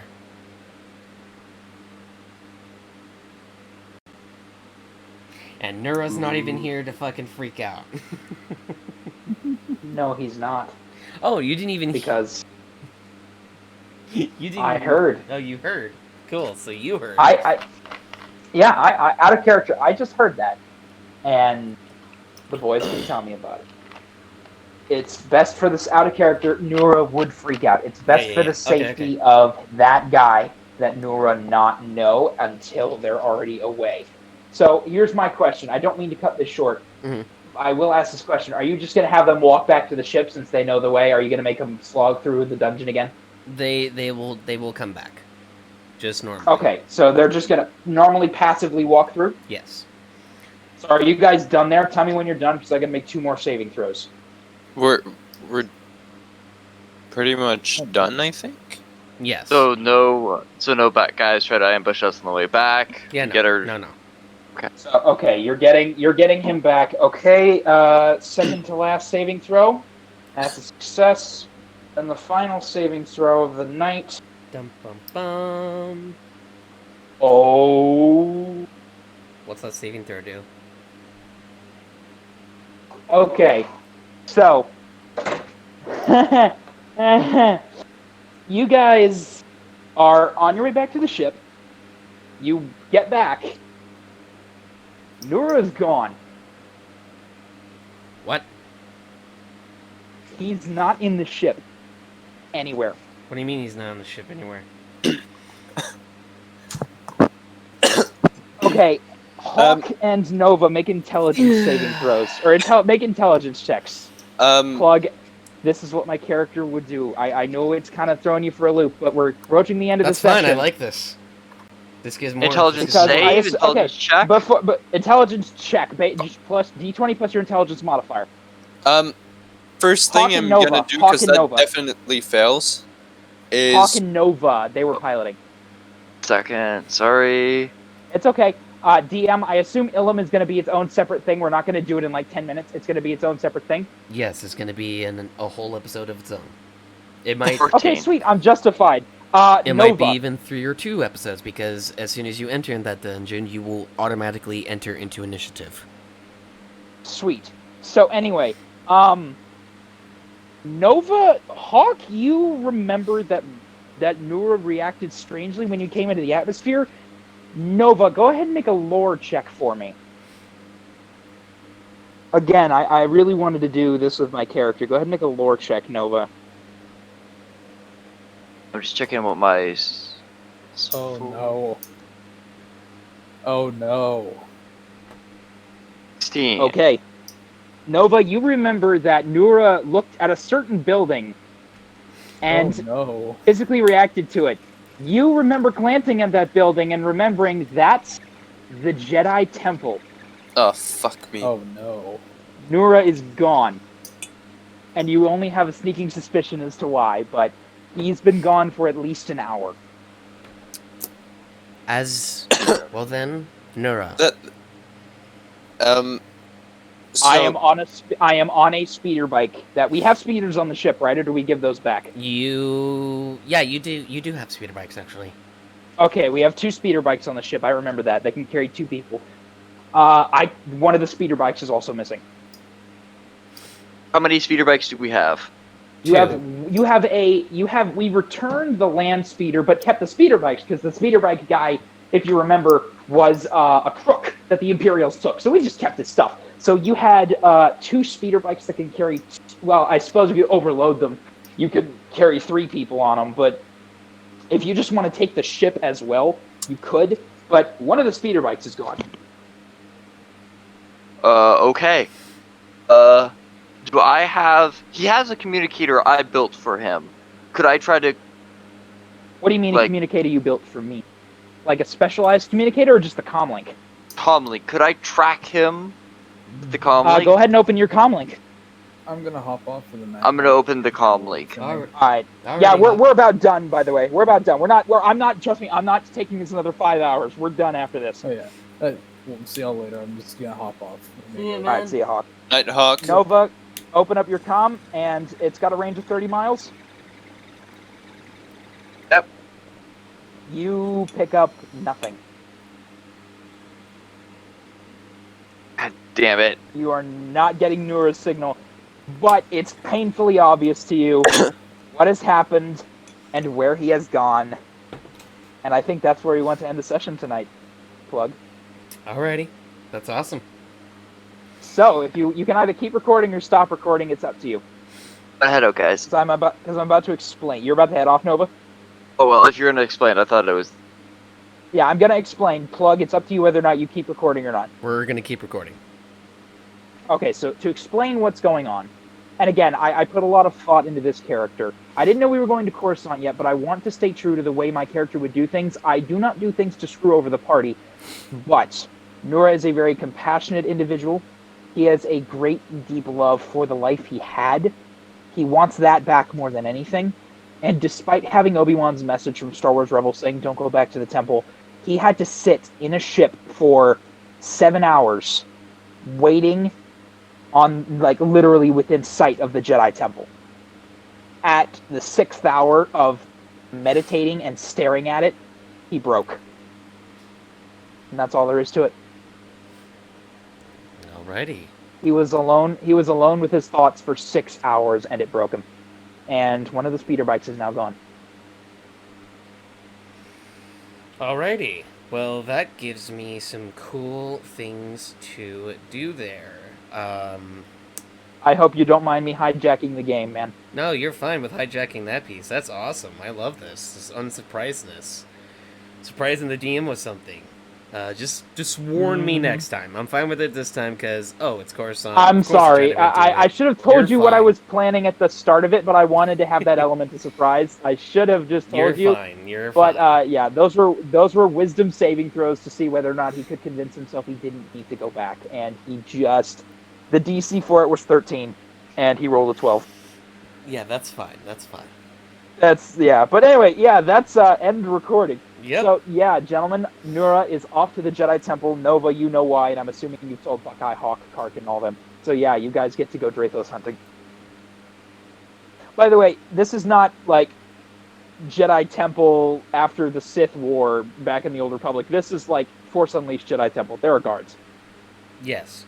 Well, I will say this, Plug, there are low-ranking guards. Low ranking. I will like to do some, a little bit of detailing for next session about how the temple looks and everything. Because I have something really cool and interesting about it to do with it since you've gone to the temple. So, yeah, but I will save that for next session. So, yeah, no level up this time. Okay. But I think when we are done with the next dungeon, everyone will level up. Yeah. That's So, when we plug. get done with the dungeon, because this is going to be maybe a 1 to maybe 3 session long dungeon. You're talking Ilum, right? Yes, this is the Ilum Cave. So, because I dropped this on you, let's make the Jedi Temple more of a narrative thing. Maybe it'll take 1 session, maybe it'll take half a session. But Yeah. the point is, I don't want this to be a super high challenge where they face Darth Desolus or something. I want this to be like you played The Force Unleashed on PS2. Yeah, yeah. Anyway, the point is, I want this to be an exploratory journey for Nura, as well as because really Nura's only been focused on what he is rather than what he was. There's never been any real talk about what he used to do. Yeah. So the whole point is, I don't want this to take away from the other players. I want them to get a glimpse into the life that Nura had, because he's pretty much just an old space grandpa right now. And in character, I don't think like Buckeye or Hawk or even Nova understand. It's pretty much high society moving to a hermit. Yeah. And Nura, is going to have that moment that I want good development for him, and I also want the other characters in character to understand why he does what he does. Exactly. So, yeah, nothing too challenging, like maybe Navy Troopers, because that's what you played. Again, you played PlayStation 2 version of Force Unleashed, so the first time Starkiller got there was like Navy Troopers, or basic security there, and there weren't that many because it's Imperial law. You don't go over there under pain of death. Mhm. That would discourage most people. So, yeah. But right now, Nura is there alone, and he's been gone an hour. So by the time he's going to arrive there, and it's going to be a bit before the others get there, and he's not going to wait for him. He's just going in. If he gets caught, he gets caught. But I'm not going to have a solo adventure. I'm going to say it'll take less than an hour for them to get there. He's just been there for that long.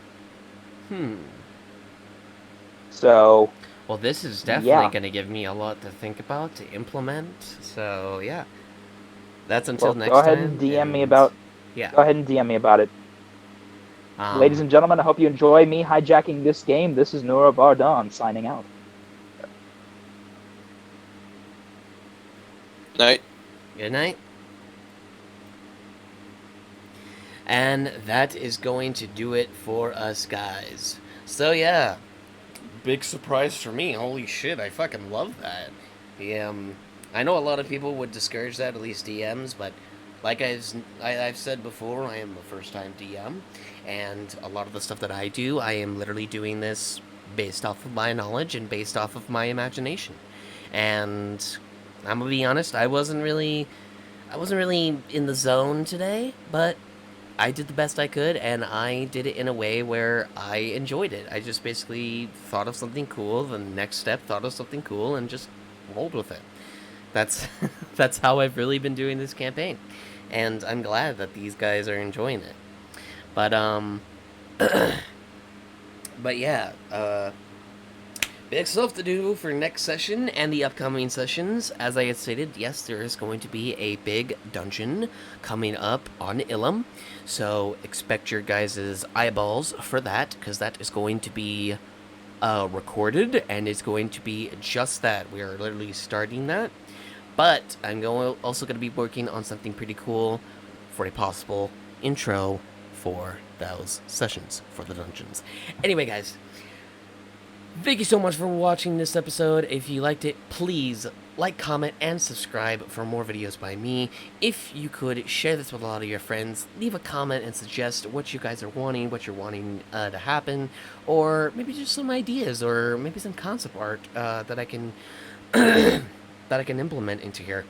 And please like this video. It saves me so much time for stuff, and it helps me so much to be able to get my channel up and running. I'm not just doing this for my channel directly. I'm doing this for these guys and for this campaign, because I love this campaign. It's Star Wars. We love Star Wars. So anyway, I hope you guys enjoyed, and I'll see you guys in the next adventure. Peace.